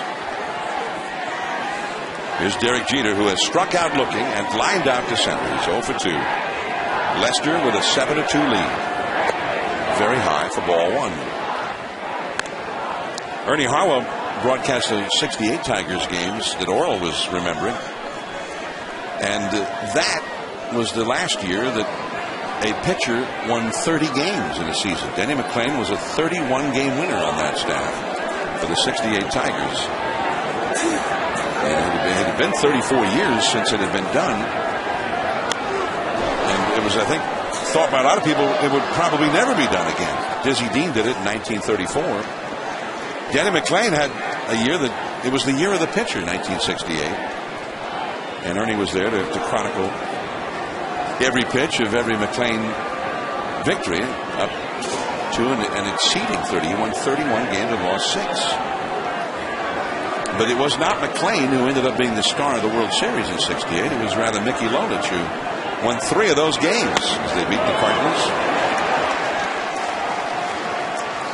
Ernie Harwell. They also brought in, was it Mickey Stanley came in to play shortstop for Ray Oyler because they wanted to improve their offense and let Jim Northrup play out in the outfield. I used to love Dick McAuliffe's swing with the flapping elbow, kind of a la Joe Morgan. But he was always going for it. He tried to hit the big flies. And that is a ball off the outside. 2 balls, 2 strikes. I thought that Ernie Harwell was also a genius of the medium, baseball and the radio. He looked at it as providing a service to baseball fans. And he studied it and said, what would be the best way to provide that service? Into center, McDonald. And Jeter is 0 for 3. Twice he's hit the ball hard, just like that, a line drive to the center fielder. 2 down. John, you're talking about, Ernie Harwell, but one of my favorite broadcasters, Bob Uecker, is at home recovering from heart surgery. And some of the greatest times I spent when I used to do the World Series, I got a chance to work with Bob Uecker. And I tell you what, he reminds me of Ernie Harwell in a lot of ways. He doesn't take himself too seriously, and he's there for the fans. He is truly, and they call him Mr. Baseball. So I want to wish Bob Uecker a speedy recovery and get back behind the mic. Uecker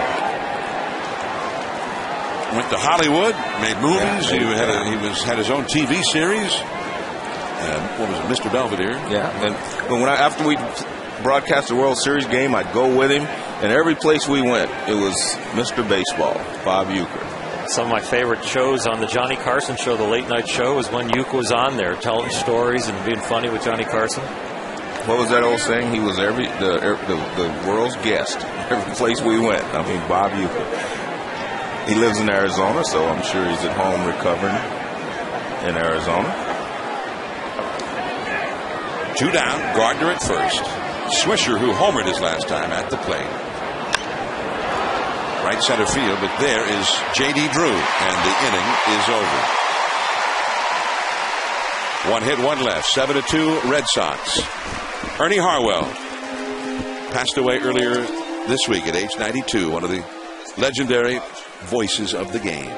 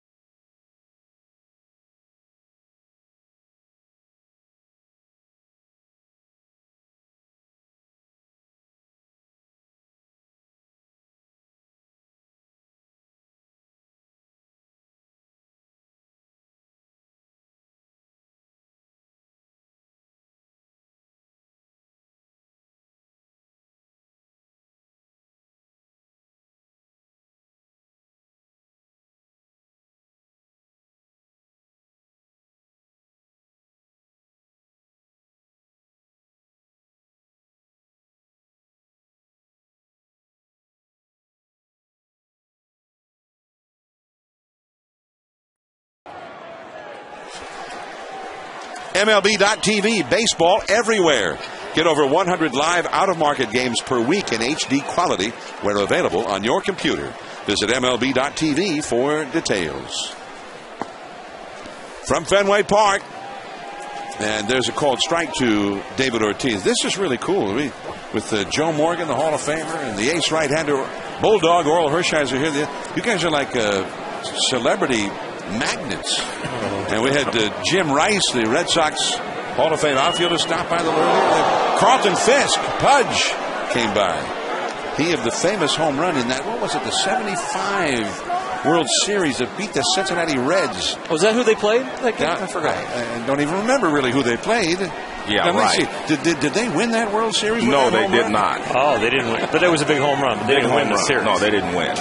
Everyone seems to think they did because that's all they show is Carlton's home run, but they did not win. Carlton Fisk had a sort of a interesting thing happen to him tonight. It's David Ortiz, who flied out to shallow left on a 3-1 pitch in the second, but then he annihilated one. A home run in most ballparks, including Yankee Stadium, but here, in the wide open spaces out there in straightaway right, it bounced into the stands for an RBI double. He is 1 for 2. And a curve from A.J. Burnett is too high. Burnett has gone over 90 pitches in this game, working only in the 5th inning, and the Yankee bullpen is now busy. 7-2, Boston ahead. The Red Sox got an unearned run against Burnett in the second, 5 runs in the third, another run in the fourth. Knocked down by Teixeira, and he'll take it himself. So there is one away. Hit hard, though, by Big Papi. There is Romulo Sanchez, just recently brought up from the minor leagues, warming up in the Yankees bullpen. Adrian Beltre comes up now. Carlton Fisk was here at the ballpark tonight. He stopped by to visit us. But they were going to introduce him in the 4th inning, between innings, after the Yankees had batted. They had a nice little tribute to him. There's Pudge up on the video board between innings, and then they were going to show him on camera. But while they were doing all of that, Joe Girardi was in an argument with the plate umpire and got ejected from the game. And so there, Pudge said he got introduced to the crowd at Fenway, and not a soul knew that he'd been introduced. So it goes sometimes. And fame can be fickle. 0-2 the count to Adrian Beltre, who hit a 2-run double in that big 3rd inning rally. He is 1 for 2 in the game. That is down the left field line. Looks like he'll get another double. Here's Thames. He'll throw in toward third. Beltre, 2 for 3 in the game. John, on Friday, Josh Beckett hit Robinson Cano and Derek Jeter. Yesterday, Sabathia repaid the favor and hit Dustin Pedroia. And today we've seen a couple of balls inside, and I think Burnett came inside on Big Papi there. Over the last 4 years, there have been 70 batters hit in the games between the Yankees and the Red Sox. 35 and 35. So they're evening up, and that's the most batters hit in games between two teams in that time span. So this is truly a rivalry that kind of stays together, and the guys kind of keep it equal. They even it out. Even things out. The players know what's going on. Jeremy Hermida, the hitter, with a runner at second, 1 out. That ball is blasted way back there in right field. Way back and gone into the Boston bullpen. A 2-run homer for Hermida. That's 9 on the board now against Burnett.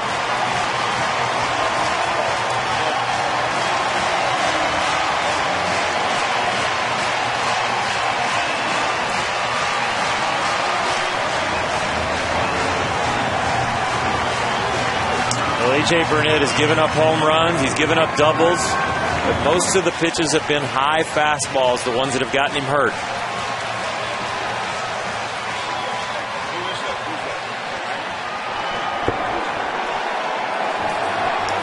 Dave Island, the pitching coach, since Girardi was ejected, and he is bringing in Romulo Sanchez. Bad night for Burnett.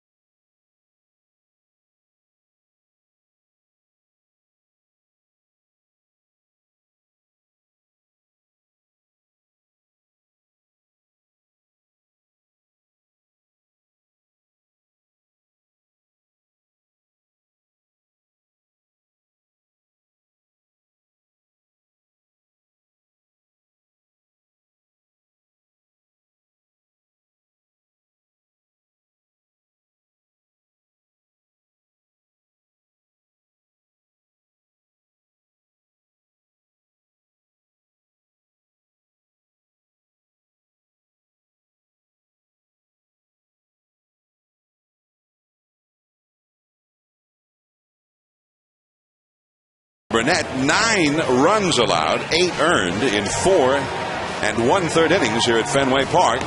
He came in 4-0 with a 1.99 ERA, but tonight everything went wrong. Well, here's a look at our Kia K zone, and tonight A.J. Burnett 4-0 with a 1.99 coming in, but the fastball betrayed him with the location, most of them up.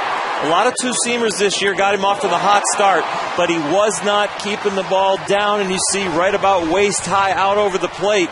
Even when he watches his video from this game to improve, he's just going to say a lot of bad fastball location.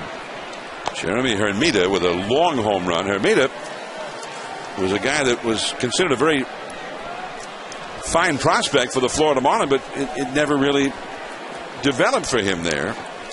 And now with the Red Sox, and Hermida has hit 4 homers with 19 runs batted in for Boston, playing in his 25th game of the year, although his average only 227 at game time.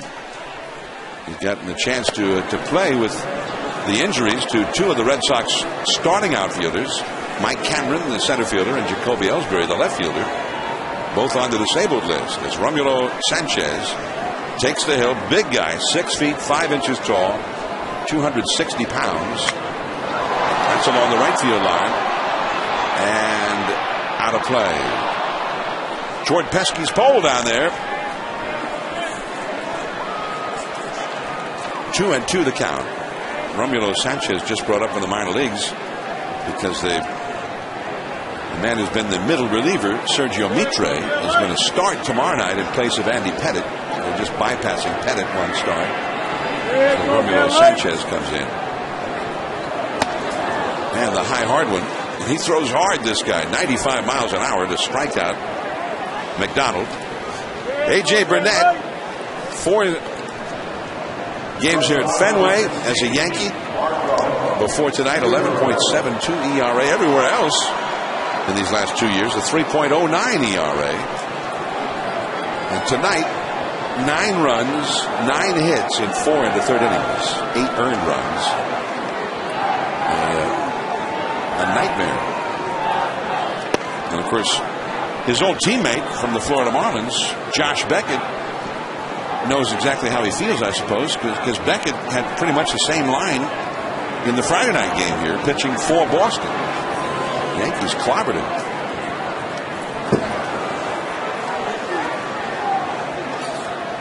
Five doubles and a homer allowed by Burnett in this game. This is the home run by Hermida.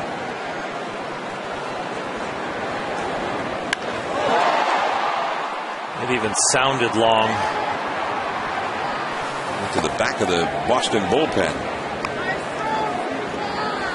2-1 the count to Marco Scutaro. 9-2 Boston ahead here in the 5th inning. Pedroia, Ortiz, Beltre, Youkilis, and Beltre again, all with doubles.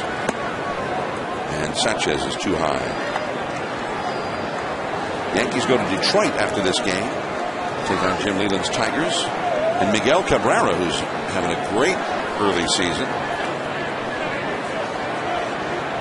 seems to have gotten a handle on some things in his life.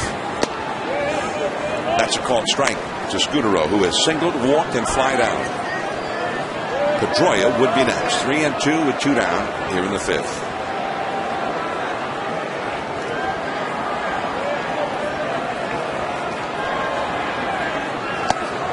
And he walked him, and Pedroia will come up. Yankees' schedule will remain difficult at Detroit for 4 games. 2 of them tomorrow night, and Wednesday will be on ESPN at 7 o'clock Eastern. Then the Minnesota Twins. The Twins are having an excellent early season, 21-11. Red Sox come into Yankee Stadium for a week from Monday.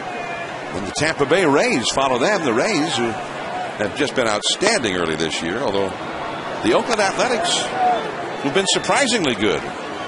They may not have surprised themselves, but I think they've surprised a lot of people.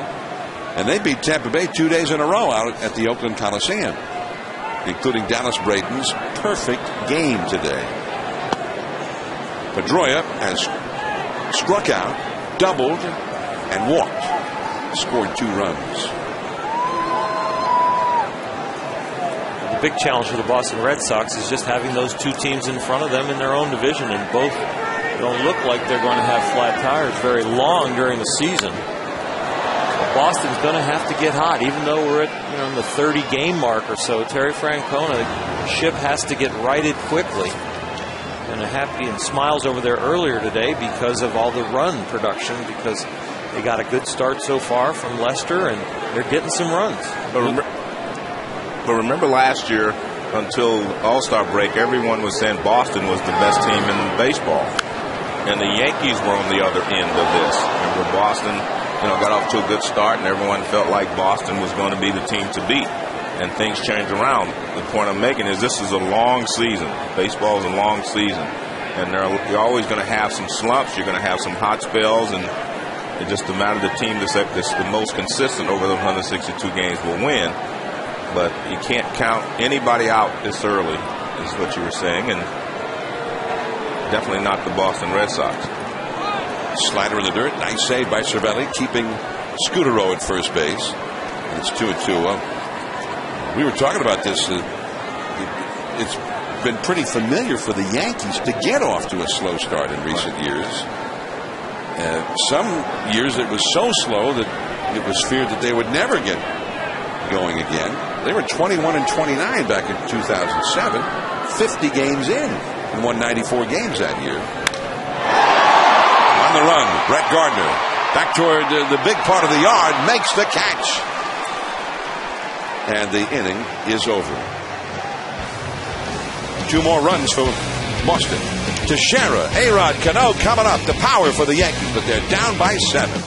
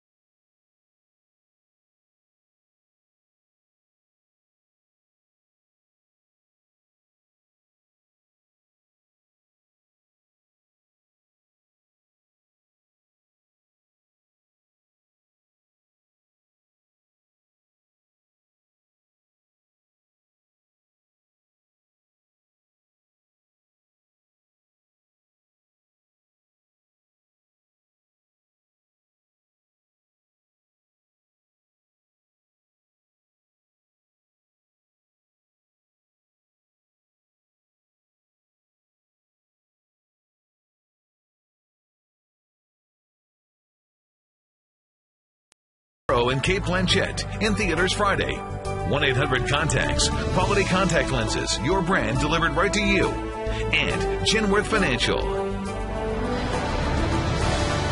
Historic Fenway Park. And that is our locale tonight for Sunday Night Baseball. I'm John Miller with Joe Morgan and Oral Hershiser. Fenway, which hosted its first game in 1912. The Red Sox beat the New York Highlanders. The Yankees were called the Highlanders in those days, 7-6 in 11 innings in the first game ever played at Fenway. April the 20th of that year. 5 days after the sinking of the Titanic. Next year will be the 100th season of Major League Baseball in this ballpark. We were here for opening night. It was the 99th home opener at Fenway Park for the Red Sox. And it was warmer. It was warmer April the 4th than it is here in May. It's in the 40s right now. It's Teixeira with a swinging strike. Teixeira facing Lester, who he has grounded out and struck out in this game. 1 for 2. People are huddled up, trying to stay warm at Fenway. The Red Sox have helped them in that regard. put 9 runs on the board against the Yankees ace right-hander A.J. Burnett. 2-2. Fenway Park. You know, there was a time that Fenway in the 20s, after they had sold Babe Ruth to the Yankees and Red Sox went downhill and whatnot, that this ballpark fell into disrepair. The ownership didn't have the money to fix it. That ball is a soaring fly ball to left field up in the wind, and it just drops back out of play. It's either a fair ball or it's in the stands. The stands are so close to left field there. It's only about 3-4 feet there. I don't know. Well, it's definitely only about 3 feet. And you can see how close to the action those fans are. You sit in those stands, though, don't ever take your eye off the ball. A line drive could come your way in a hurry. They're real dangerous during batting practice because you've got the batting practice pitcher throwing the ball about 50 miles an hour, and guys get out in front of him and just pepper those stands. 2-2 to Teixeira, and the curveball misses. 3 balls and 2 strikes. But those left field stands we were just looking at, they burned down when Fenway was still a wooden ballpark, where it had a lot of wooden seats. They burned down and they just left the rubble, the burned, charred remains of the left field stands over there, sit there for like a couple of years afterward, much less repairing them and putting up gleaming new stands. As Teixeira draws a walk with A-Rod coming up. Tom Yawkey came in the 30s, bought the ball club and put some money into it, renovated Fenway Park. But even Tom Yawkey wanted Fenway gone in the 60s. New ballparks were being built. Tom Yawkey went to the city father and said, we need a new ballpark like Cincinnati and Pittsburgh and St. Louis. Right. We might have to move if we don't get a new one. But then they went to the World Series in '67, and suddenly Fenway was beloved, and all of that ended.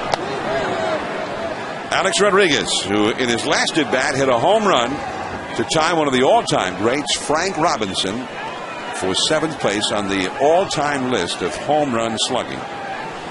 John, I was talking earlier about the difference in the swings of Jeter and, say, Teixeira and A-Rod. Of all the guys, A-Rod's would be the one you teach the young players to hit, the swing line. Fastball up, and I mean, it's up at the top of the strike zone, inside, he gets around on it. And again, it reminds me of the home run he hit last year against Lester, who was pitching him inside, and he turned on this one, he hit the other one to right center. 1-1 to Alex Rodriguez with Teixeira at first. And that is yanked foul right into the Yankee dugout. Hello.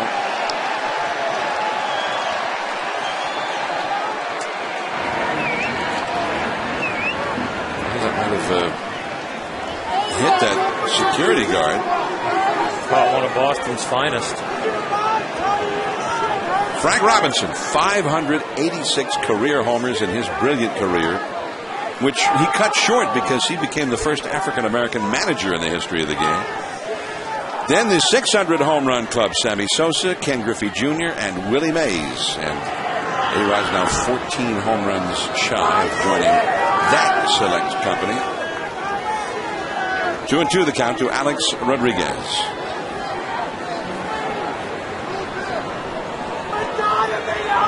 Frank Robinson had a lot of home runs left in him. Yes. And his first year as a big league manager, and again, he was the first African American ever to be hired as a big league manager. He was a player manager. And then he said, I want to devote all my energies and efforts to being a manager. I think I owe this opportunity, this job that much. So he retired as a player. And took a cut. Took a cut in pay. Yeah. 3-2 the count. So Frank, I'm sure, would have entered that 600 home run club and well beyond it. Excellent outfielder, but he also happened to play at the time of Willie Mays and Henry Aaron and Roberto Clemente. Sometimes it's kind of hard to get a lot of publicity in that kind of group. And it's foul. A-Rod stays alive here against John Lester. You know, Frank, in his first job as manager, when he was manager, he put himself in the pinch hit, and he hit a home run as a player manager. That's picking the right guy. Yeah, he picked the right guy. Dwayne Kuiper, now a broadcaster for the Giants, was a player at that time. That was one of his most unforgettable moments that he ever witnessed in a big league game. And that's all for Alex Rodriguez.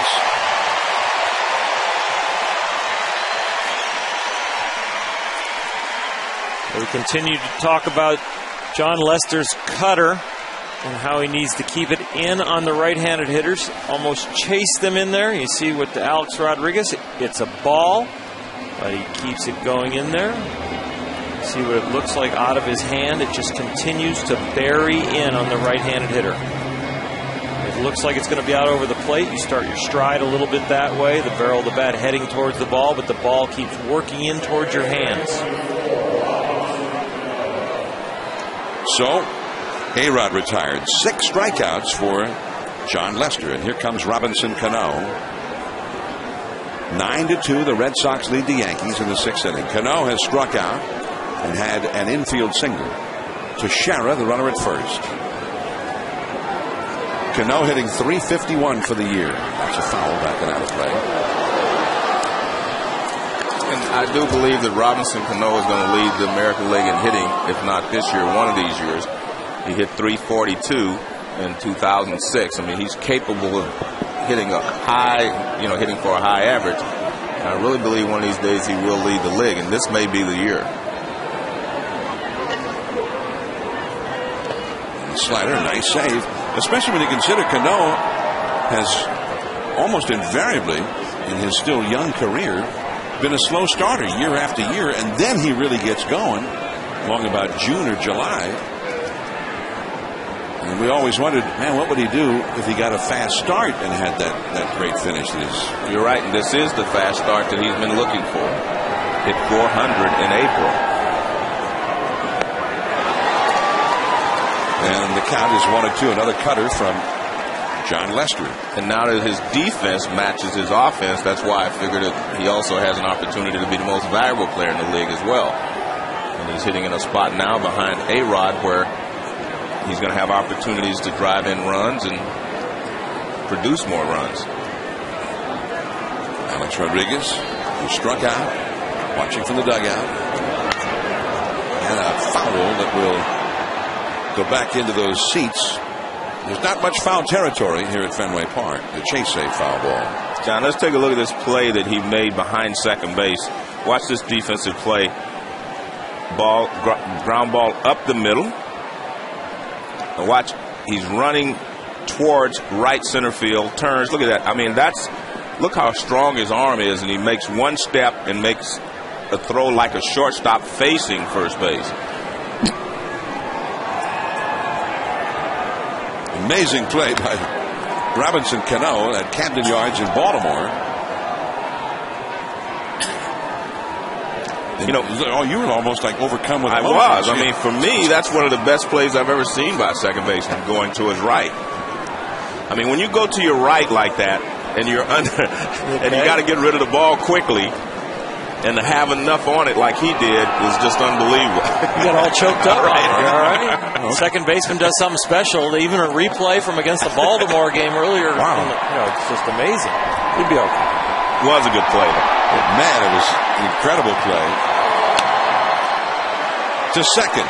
There's one. To first. Two. A double play. Pedroia to Scudero to Youkilis. The inning is over. 6 in the books for Lester. Victor Martinez, Youkilis, J.D. Drew coming up for Boston.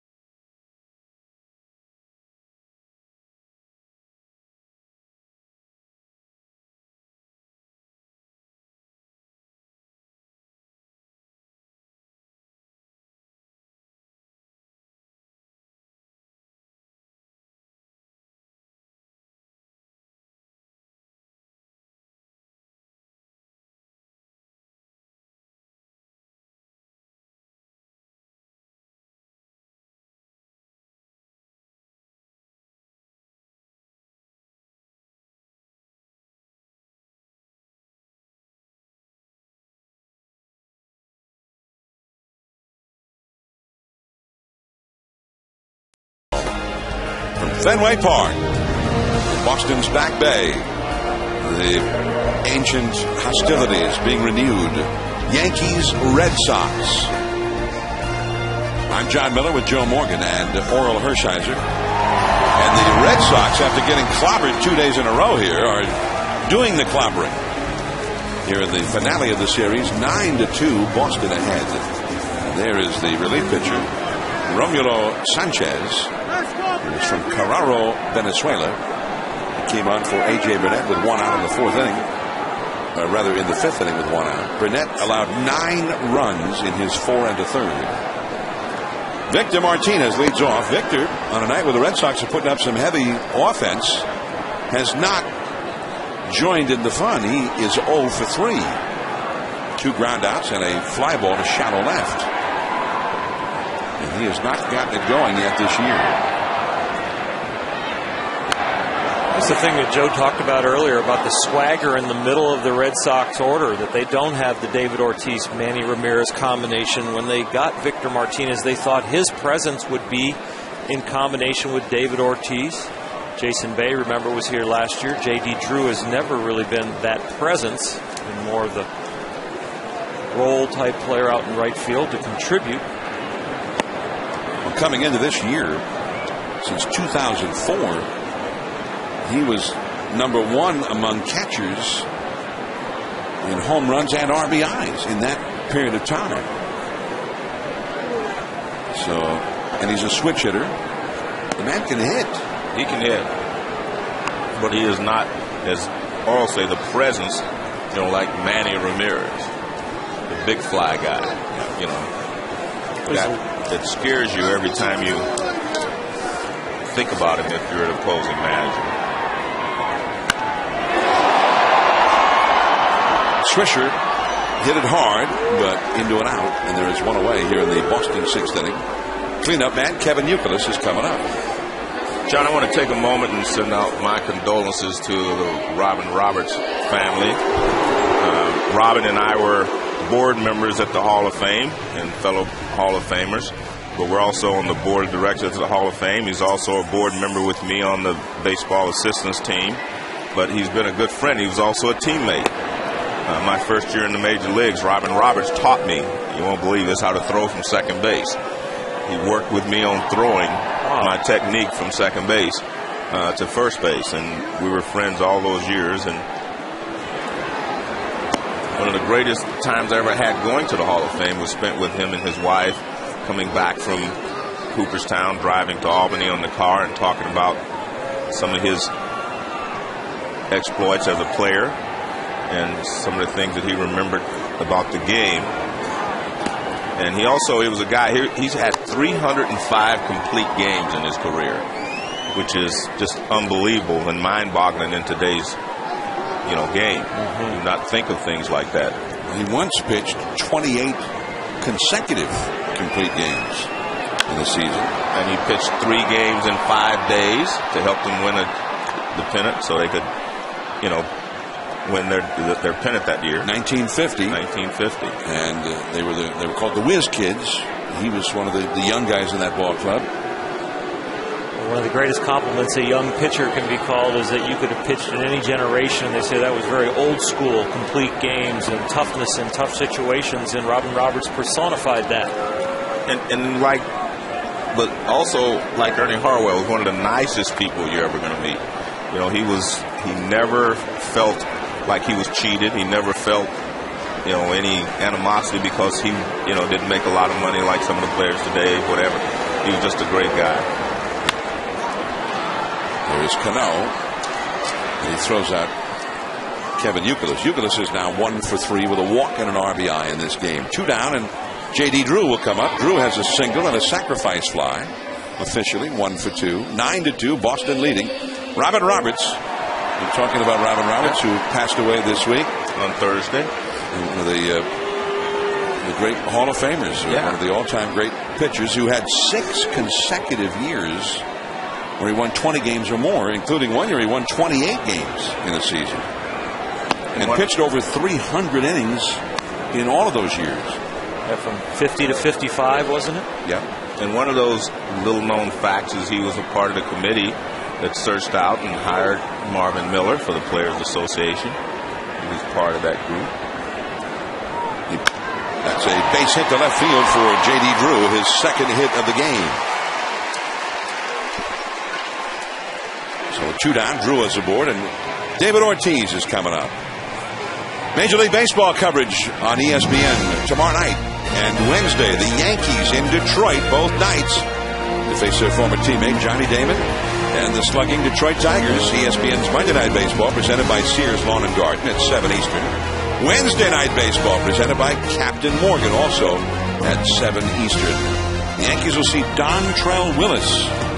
Tomorrow night, Sergio Mitre will replace Andy Pettit for the 1 start, and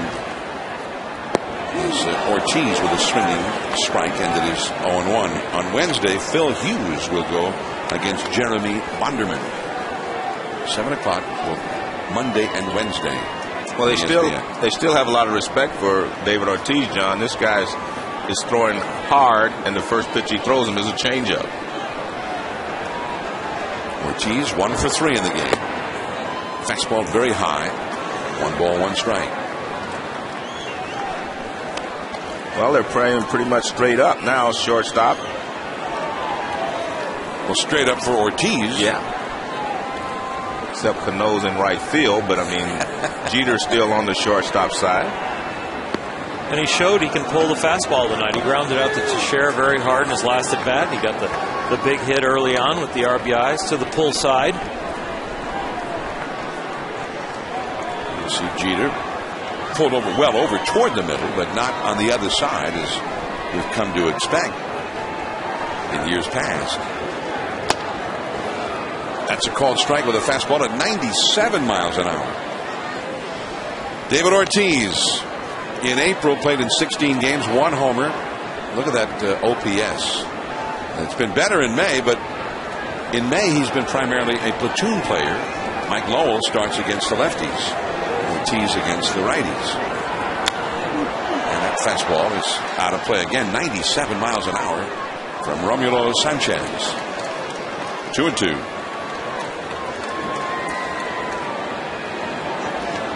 David Ortiz trying to get it going and prove to the Red Sox that he deserves his spot in the lineup. 2-2 the count. Change up. Strike 3 call.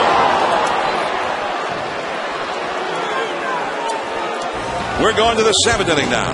Posada will be coming up for the Yankees against Leicester. 9-2 Boston.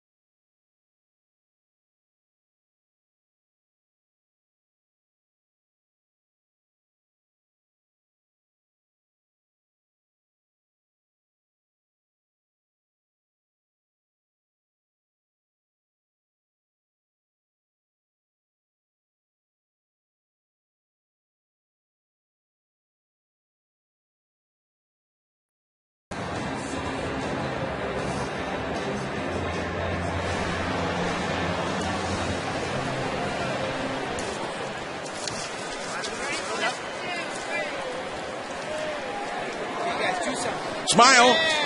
You're on Sunday Night Baseball from Fenway Park. And we go to the 7th inning. The Yankees coming up against John Lester, trailing 9-2, and Posada to shortstop. Scutaro, one away. Let's take a look at the K-Zone brought to you by Kia on John Lester's cutter. Now, a cut fastball is one where your hand is on the back of the ball and then ends up on the top of the ball and you cut through it. Not like a curveball or slider where your hand is more in the front and then pulls down. You start on the back, you pull to the side, get on top of it, and you cut it in on those right-handed hitters. You keep your wrist very strong, and you almost like pull it in there. It's been very effective for him tonight. 0-1 the count to Marcus Thames. Left fielder has flied out to left and been called out on strikes, which led to an argument which ultimately led to the ejection of his manager, Joe Girardi, back in the 4th inning. Manny Del Carmen, a right-hander, warming up in the Boston bullpen. And he has been the most consistent guy out of their bullpen, although he's given up a couple of home runs, but he's been very consistent. That one a hit. Thames on the foot. So he'll go to first base. And as he does, let's go to Steve Berthiaume in the studio for a Sports Center right now.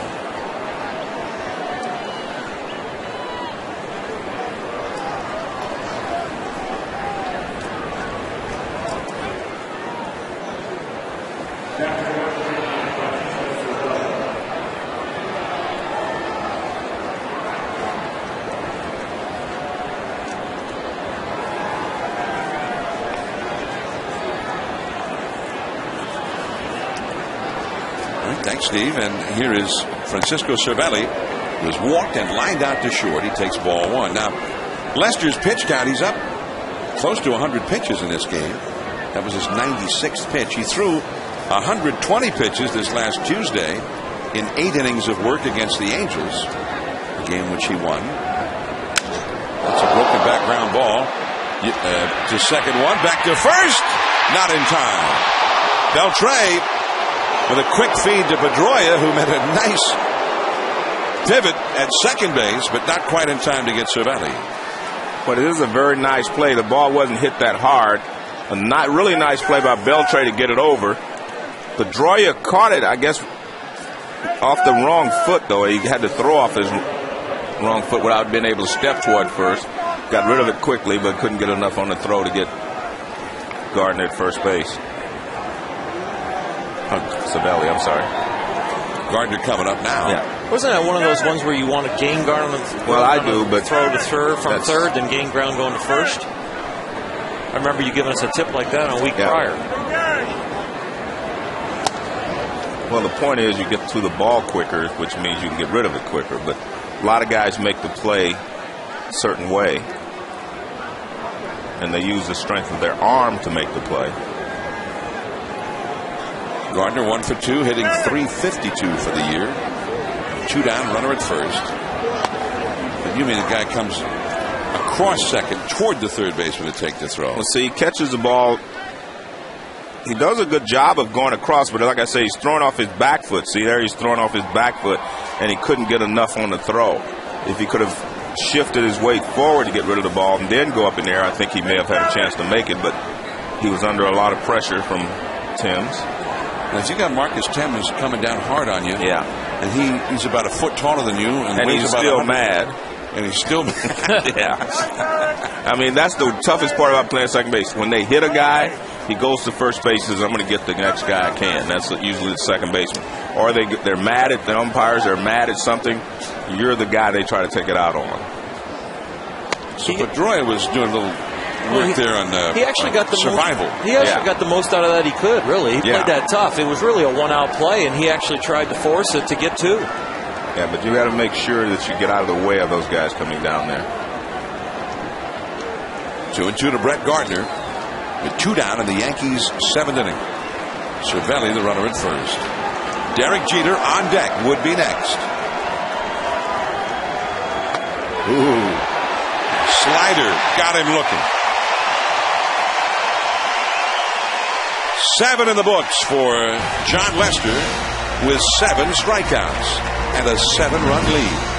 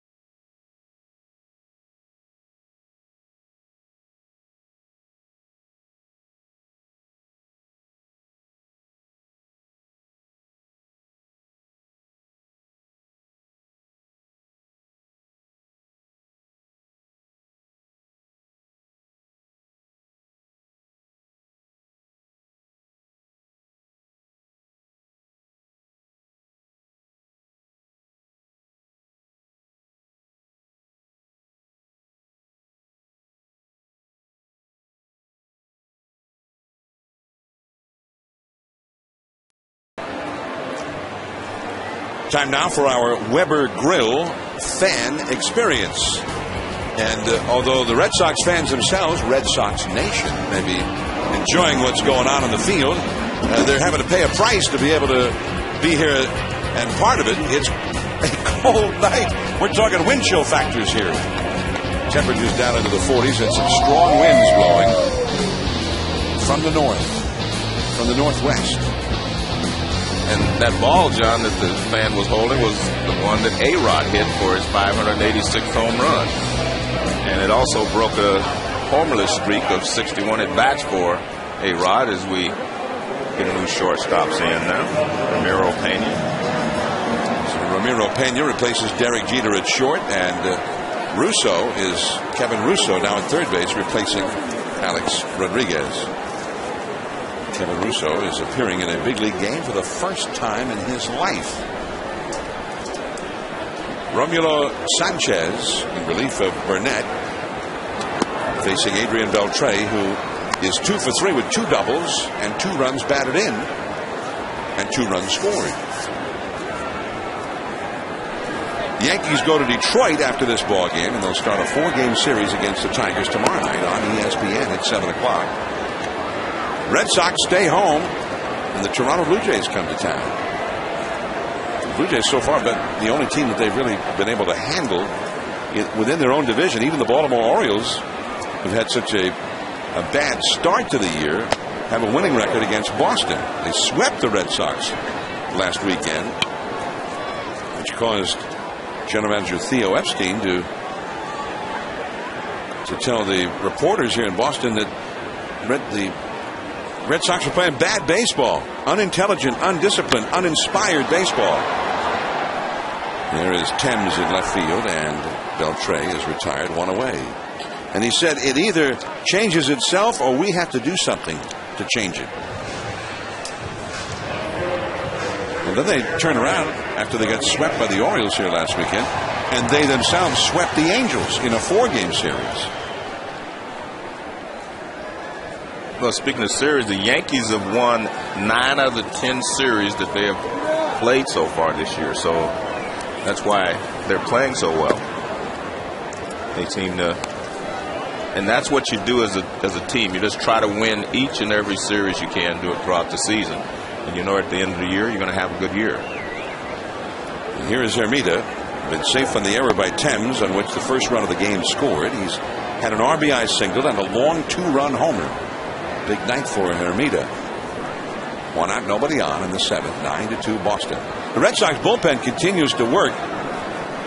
And John Lester, 102 pitches in 7 innings. Not many for him. Not this year anyway. Threw 120 his last time out. 119 the start before that. 113 the start before that. It's a lot of work, and this could be the time to get him out. The 2 most effective relievers have been Jonathan Papelbon and Manny Del Carmen. And now that John Lester has shortened the game, they have an opportunity to go to them and get Lester out of there. You see Manny Del Carmen down there in the bullpen. But, you know, when Theo Epstein threatened to make changes, you know, when Baltimore beat up on the Red Sox, Terry Francona has quite the group here. He's got a lot of veterans that are in different roles, with Jason Varitek now not the starting catcher. Tim Wakefield has been put down in the bullpen, but at the end of the year, Theo will have some decisions. Victor Martinez behind the plate, be a free agent. Jason Varitek will be a free agent. David Ortiz will be a free agent. Mike Lowell will be a free agent. And Adrian Beltre, he has a player option. But there are a lot of key individuals on this Red Sox team that could be in different places at the end, beginning of next year, the end of this year. Darnell McDonald, the hitter. Deep right center. Swisher. Nice play right in front of the Boston bullpen. McDonald gave that one a long ride. Came up empty. 2 2/3 scoreless innings for Romulo Sanchez, with some thanks here to Nick Swisher. Top of the order coming up for the Yankees in the 8th.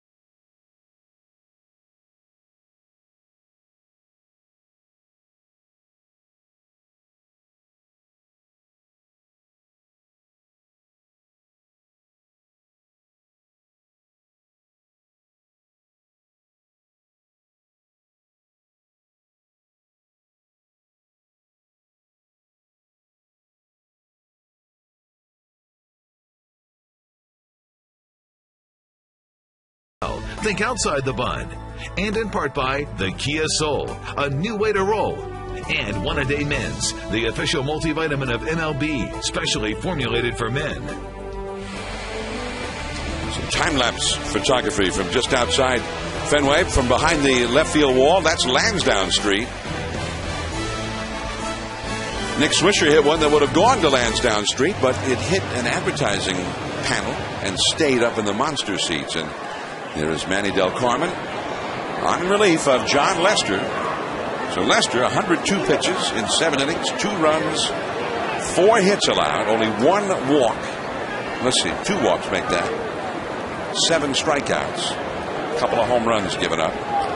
Gave up 2 runs and 3 hits in the 4th inning, and only 1 hit the rest of the night. There's ball 1. You call that time-lapse photography, right? I just hit my fast forward on my TiVo. It does the same thing.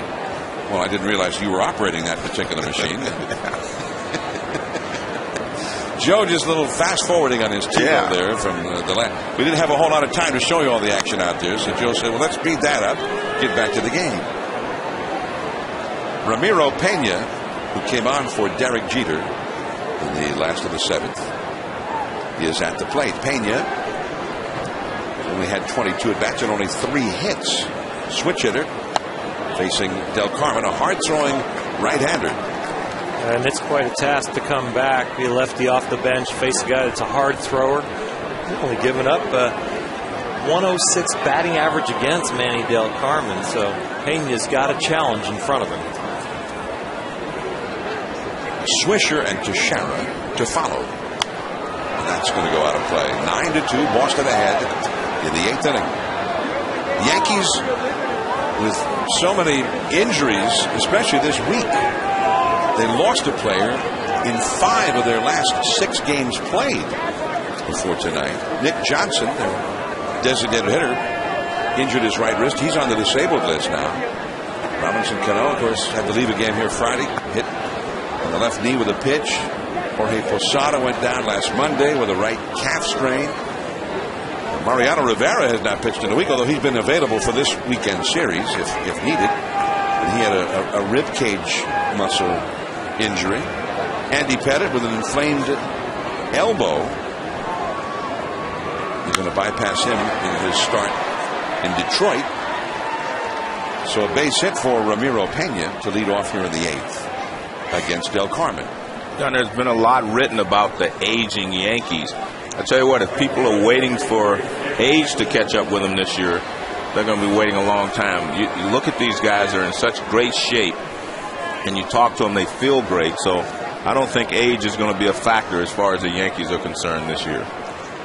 Alfredo Aceves got hurt in the game yesterday. And Curtis Granderson, the center fielder, is already on the disabled list. He's probably going to be out another month. Chan Ho Park out indefinite with a hamstring problem on the disabled list. Nick Johnson joins those 2. So the amazing thing is, all of those injury problems, their record coming into play tonight, 21-8. And that's one of the best starts after that number of games in Yankee history. Every Yankee team in history that's done that well, 30 games or less into the season, has gone to the World Series. Every one. I think there's 16 teams in Yankee history that have done that. At least 21 wins in their first 30 games. Francisco Cervelli talking to A-Rod, Derek Jeter, in an unfamiliar position, out of the game. Do you think Jeter's ever been taken out of a game like that on a Sunday night game at Fenway Park? That may be the first time. That's a little sign of respect for age, too. Because they won the first 2 games of this series, and the record is where it's at, Joe Girardi being prudent and resting 2 of his veterans on the left side of his infield. That's a base hit to center field. Girardi resting those guys in absentia. Well, I have been a pitching coach for 4 years in the big leagues, and there is still communication from the manager somehow, even though they've been kicked out. So when Buck Showalter was the manager, and you were the pitching coach, he would get ejected, but then you could still communicate with him? Yeah. I don't know how. Maybe little clubhouse guys running up and down the tunnel, giving messages as he was watching it on TV in his office? I don't know. Maybe. But that would be illegal, wouldn't it? I don't know. I'm not in that part of the game anymore. I think everybody knows at this point that basically a manager gets ejected, but he's still somewhere. He's just not allowed to be in the dugout, in the premises of the dugout. They don't say you can't be in the clubhouse. Mark Teixeira has grounded out, struck out, and walked. He had a remarkable game yesterday, 3 home runs at Fenway Park. The only other time a Yankee first baseman, or any Yankee, period, Babe Ruth or Mickey Mantle or anybody, ever hit 3 home runs in the same game against the Red Sox, it was Lou Gehrig in 1927. And that was here at Fenway. And Teixeira has done it 3 times in his career. And it points out that the great Hank Aaron, he only did it once in his career where he hit 3 home runs in a game, and it was in San Francisco, Old Seal Stadium, before they moved to Candlestick Park. Hank Aaron hit 3 home runs in 1959. You think they decked him after that? Of course. That's a foul out of play. Teixeira, yesterday, in the 5th inning, hit this one against Clay Buchholz, the Boston starter. Then he went deep against Ramon Ramirez in the 7th inning. And then outfielder Jonathan Van Every was brought in to pitch, and off the light stanchion above the monster seats. And I said this last year, he has a perfect swing for Yankee Stadium because he has that uppercut. He's going to hit a lot of fly balls to right field, and he did so last year. Jonathan Van Every, by the way, is in the game now, in right field for Boston. Not as a pitcher. Go ahead, Joe. No. 2-2 the count to Teixeira. Did you ever hit a home run against a guy who was not really a pitcher? Never faced the guy, I don't think, that wasn't a pitcher. Did you ever go in and pitch in a blowout? No. It's dangerous when a regular goes in and pitches. He's not used to throwing down that hill. A lot of guys you've seen hurt their arms. And that is out number 1. Hermida got to that one in the gap. Teixeira is 0 for 3. He's gotten it going here in the last several days after another slow start, and he is notorious for bad Aprils. With the Yankees, a 165 April average in his 2 years with the club. Last year, we kind of thought maybe it was A-Rod not being around hitting behind him. But in May, A-Rod or anybody else hit behind him, and it's a whole different story. 340 his average in May so far as a Yankee, with 16 May home runs in 1 May and 9 days of another May. So here is Kevin Russo in his first Major League game and his first Major League plate appearance. Russo wanted to play third base in the 7th inning. Well, now apparently we're getting new news on Russo. This is not his first anything. We missed his first. We missed the whole first thing. Yeah. Kevin Russo in his first game ever on Sunday Night Baseball. Yeah. There you go, the only game that we really care about. You remember your first at bat, Joe? Not on Sunday Night Baseball. Russo now has 1 more plate appearance on Sunday Night Baseball than Joe Morgan. Correct. As a player. Russo, for the record, made his first plate appearance yesterday. 0-2 the count. Russo was brought up. The Yankees are going with a 3-man bench. 3 non-pitchers on their bench right now. And Russo is very versatile. Can play several infield positions and the outfield. So they brought him up with Ramiro Pena and Randy Wynn. And that's it. That's all they got on the bench.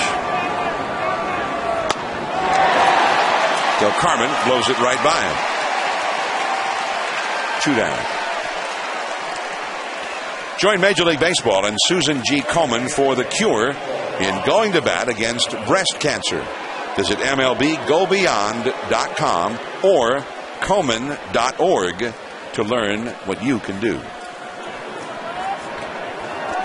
On Mother's Day here at Fenway and all around baseball today,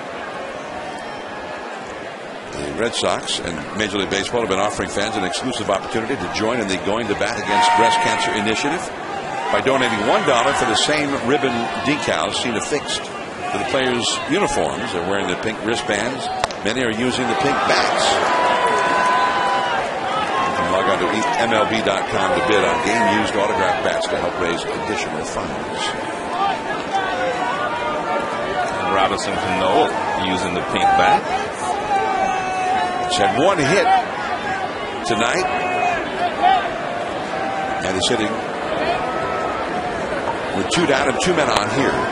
Well, it really shows the players have bought into this, John, because most of the time by this late into the season, you have a bat that you just have fallen in love with. You have one perfect bat for you, and you hate the change, but they're doing it, for the charity and goodwill. So I think it's great. So it's not just a simple thing of grabbing another bat. You usually have to find one that feels good to you. And when they paint those bats, it changes the weights on some of them. And you have to go through probably a dozen of them just to find one that feels good. One of the things that impresses me about Robinson Cano, you've talked about him winning a batting title someday. I think he's reached a maturity level where every movement that he makes now has a purpose. Derek Jeter, you watch them get into the box. Alex Rodriguez. Robinson Cano, for me now, has really started to pick up on the details of the game. It looks like when he gets into the box, everything is serious now. And that's when guys make that next step. Remember, Cano has been struggling so far in the month of May after a great April. Well, too long. One of the other things he did, Oral, is he stopped chasing pitches. He's been more patient, as we saw right there.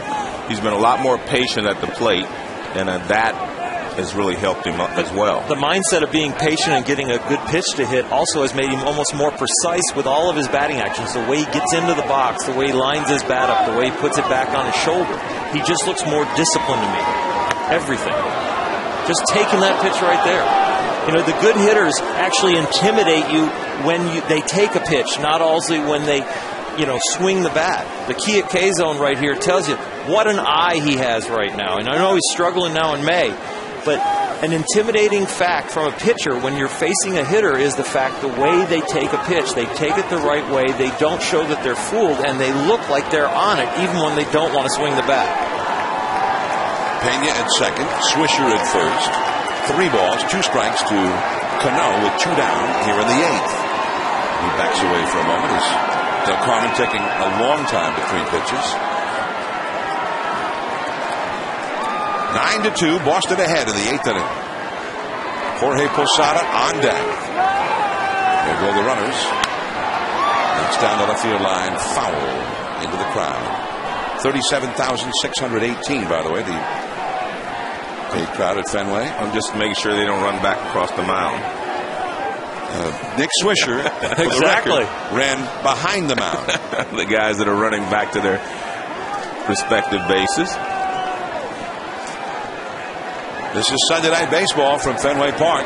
I'm John Miller with Joe Morgan and Oral Hershiser. The Yankees, after clobbering the Red Sox in the first 2 games of the series, are in fact being clobbered so far by Boston. 9-2. The runners go. Cano into the hole and through into left field, a base hit. He'll get an RBI. Ramiro Pena in to score. The shortstop Scudero was over toward the middle and could not get back to his right quickly enough. If this was a 1-run ball game, I think he would have laid out and dove just to keep the ball on the infield. But he was trying to make the play on Cano. There are times you just have to give up trying to make the play and keep the ball on the infield. The sinker low and away. He goes the other way. Just excellent hitting there by Cano, staying down on it, going the other way. See, right there, he would have been going to knock it down in a 1-run ball game, but I think he was really trying to make a play on that particular ball and skid it through. The Boston bullpen gets busy again. John Farrell, the pitching coach, having a visit with Del Carmen, who's thrown 26 pitches in this inning, and Daniel Bard, the hard-throwing young right-hander, starts to throw for Boston. Jorge Posada comes up. 9-3 the score now. Boston ahead in the 8th inning. Robinson Cano, 2 hits tonight, and a run batted in. Curveball, 1 ball and no strike. Posada, in his first game back since last Monday, after his calf injury, it is flied out to left center, struck out, and grounded to short. He's 0 for 3. Next Sunday, we'll see the Phillies again. National League champions 2 years running in Milwaukee. We could have some fireworks at Miller Park. It's Ryan Braun and Prince Fielder up against Ryan Howard, Chase Utley, Jason Worth.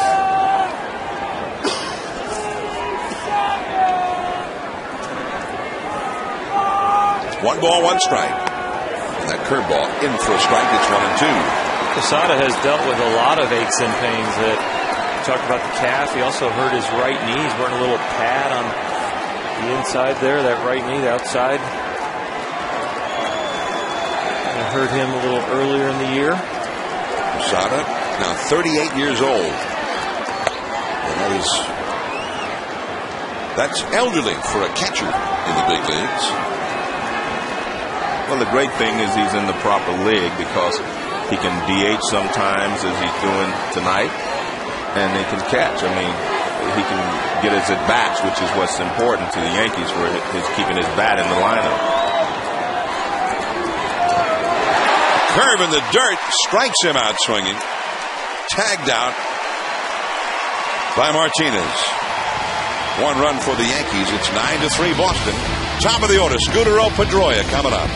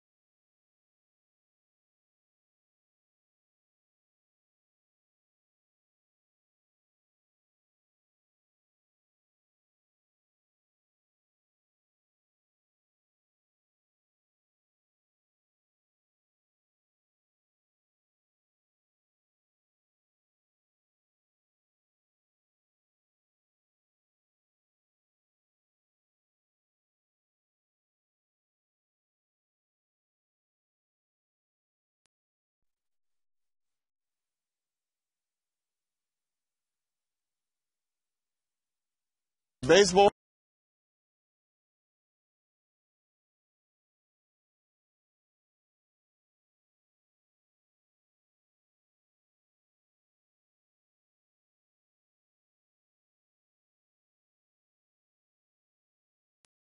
Nets. The nets that you saw, we wrap it up with tape.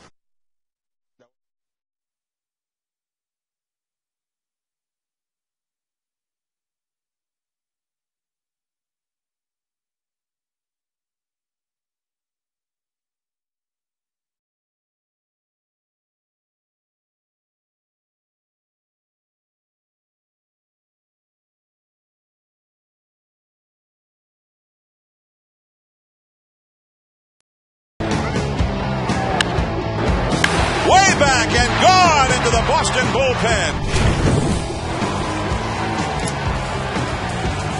Sunday night baseball from Fenway Park. And the Red Sox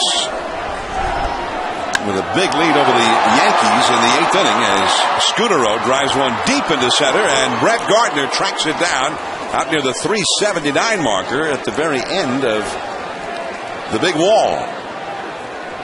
1 away. Scutaro is 1 for 3 with a couple of walks. He's been on base 3 times. Dustin Pedroia is coming up. Mariano Rivera has been available all through this. Well, we're not going to get Dustin Pedroia, by the way. We're going to get, instead, Bill Hall as a pinch hitter for Pedroia, with the Red Sox having such a big lead against Romulo Sanchez. So Bill Hall is the pinch hitter for Pedroia, who had a double and a walk in his 4 plate appearances. But Mariano Rivera has not pitched. There's been no need for a closer on either side. The Yankees have had 2 blowout victories, 10-3 and 14-3. Boston's ahead 9-3 tonight. And Bill Hall robbed by Russo. 1 hop and then a great grab at first by Teixeira. That's why he's such a great player. He can swing the bat. He can pick it at first. He's excellent first baseman. And this is a great play. I mean, the ball smashed. Nice diving stop. Gets up, takes his time. But then he doesn't have the arm strength, looks like, to get it there. But a nice pick up there by Mark Teixeira, Gold Glove winner. Wow. Well, that is so important for an infielder, to know that he can hurry the throw, and the first baseman is just going to handle it no matter how he throws it. Well, with him over there, you just try to get it in the area. But you never want to throw it high to Mark Teixeira, because he's going to be able to pick it if you keep it on the ground. And as cold as his Aprils are always been with the bat, you can always wait for the bat to heat up when you play with a glove like that. Victor Martinez, 0 for 4. And Ramiro Pena at short rather than Jeter. And that's a very quick, quiet inning. 3 2/3 innings of scoreless relief for Romulo Sanchez. On to the 9th.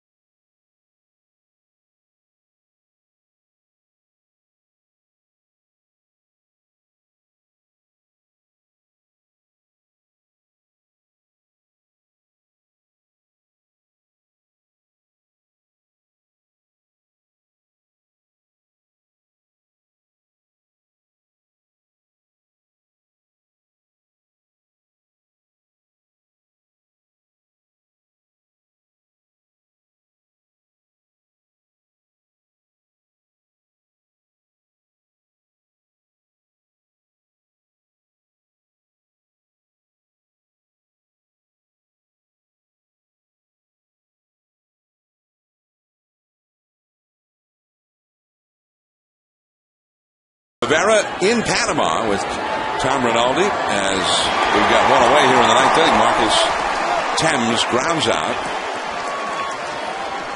to Scudero. Tuesday night at 7 Eastern on E60, a roster full of baseball stories, including an exclusive rare interview with Mariano Rivera. And then you just saw a bit of that as he took the E60 team to his homeland of Panama. Also, a look at Jason Hayward, the electric young outfielder of the Atlanta Braves, and meet Nate Winters, high school baseball's most inspirational pitcher. E60 presented by Ford on ESPN Tuesday night at 7 Eastern. Here is Francisco Cervelli against Tim Wakefield in from the Boston bullpen. Wakefield, at least for the time, has lost his spot in the rotation and doing some relief pitching here. 1 ball, 1 strike. The spot on Mariano Rivera when he's talking about the bat and the ball will play with a lot of guys from the Dominican Republic. They used to take milk cartons, and that would be the glove. Shape them for their hands. Sometimes the plastic ones they would use to kind of block the ball, and then the paper milk cartons they'd shape into gloves. Rivera, who has been a very private person other than his innings in the spotlight as a great closer. Scudero throws out Cervelli, and 2 men are gone. By the way, before the game tonight, the 2 Red Sox outfielders on the disabled list, Mike Cameron and Jacoby Ellsbury, they both took batting practice before the game. And Terry Francona said that based on what they saw in the batting practice, this is some video from earlier today. There's Ellsbury. You saw Cameron a moment ago. Cameron could go out on a rehab assignment as early as tomorrow to Pawtucket. And maybe 2 or 3 days later, he could be ready to play in the major leagues. It's going to be a little bit longer time for Ellsbury. But they're both out there doing some drills and taking batting practice and throwing. Good sign for the Red Sox. Brett Gardner, the hitter. With 2 down here in the 9th. 9-3, Boston ahead. No. Our Chevrolet player of the game is Boston starter John Lester. They looked at him to be the stopper after getting clobbered 2 nights in a row. And Lester came up big. 7 innings, 2 runs, 4 hits allowed. And looking strong for another win. 3 W's in a row his last 3 starts. And coming into this game, 4 decisions with the Yankees, 3 wins. So that'll now be a 4th out of 5.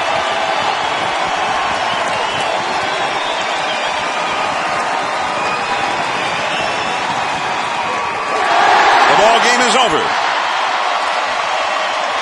For the Yankees, a series win. They'll take it. They're heading to Detroit, having taken 2 out of 3 here at Fenway.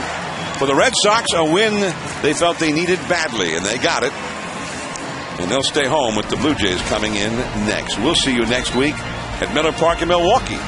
The slugging Phillies up against the slugging Brewers at 8 Eastern time. 9-3, Boston over the Yankees. Next on ESPN, Sports Center. Stay tuned for that. This has been a presentation of ESPN, the worldwide leader in sports. Now, for Joe Morgan,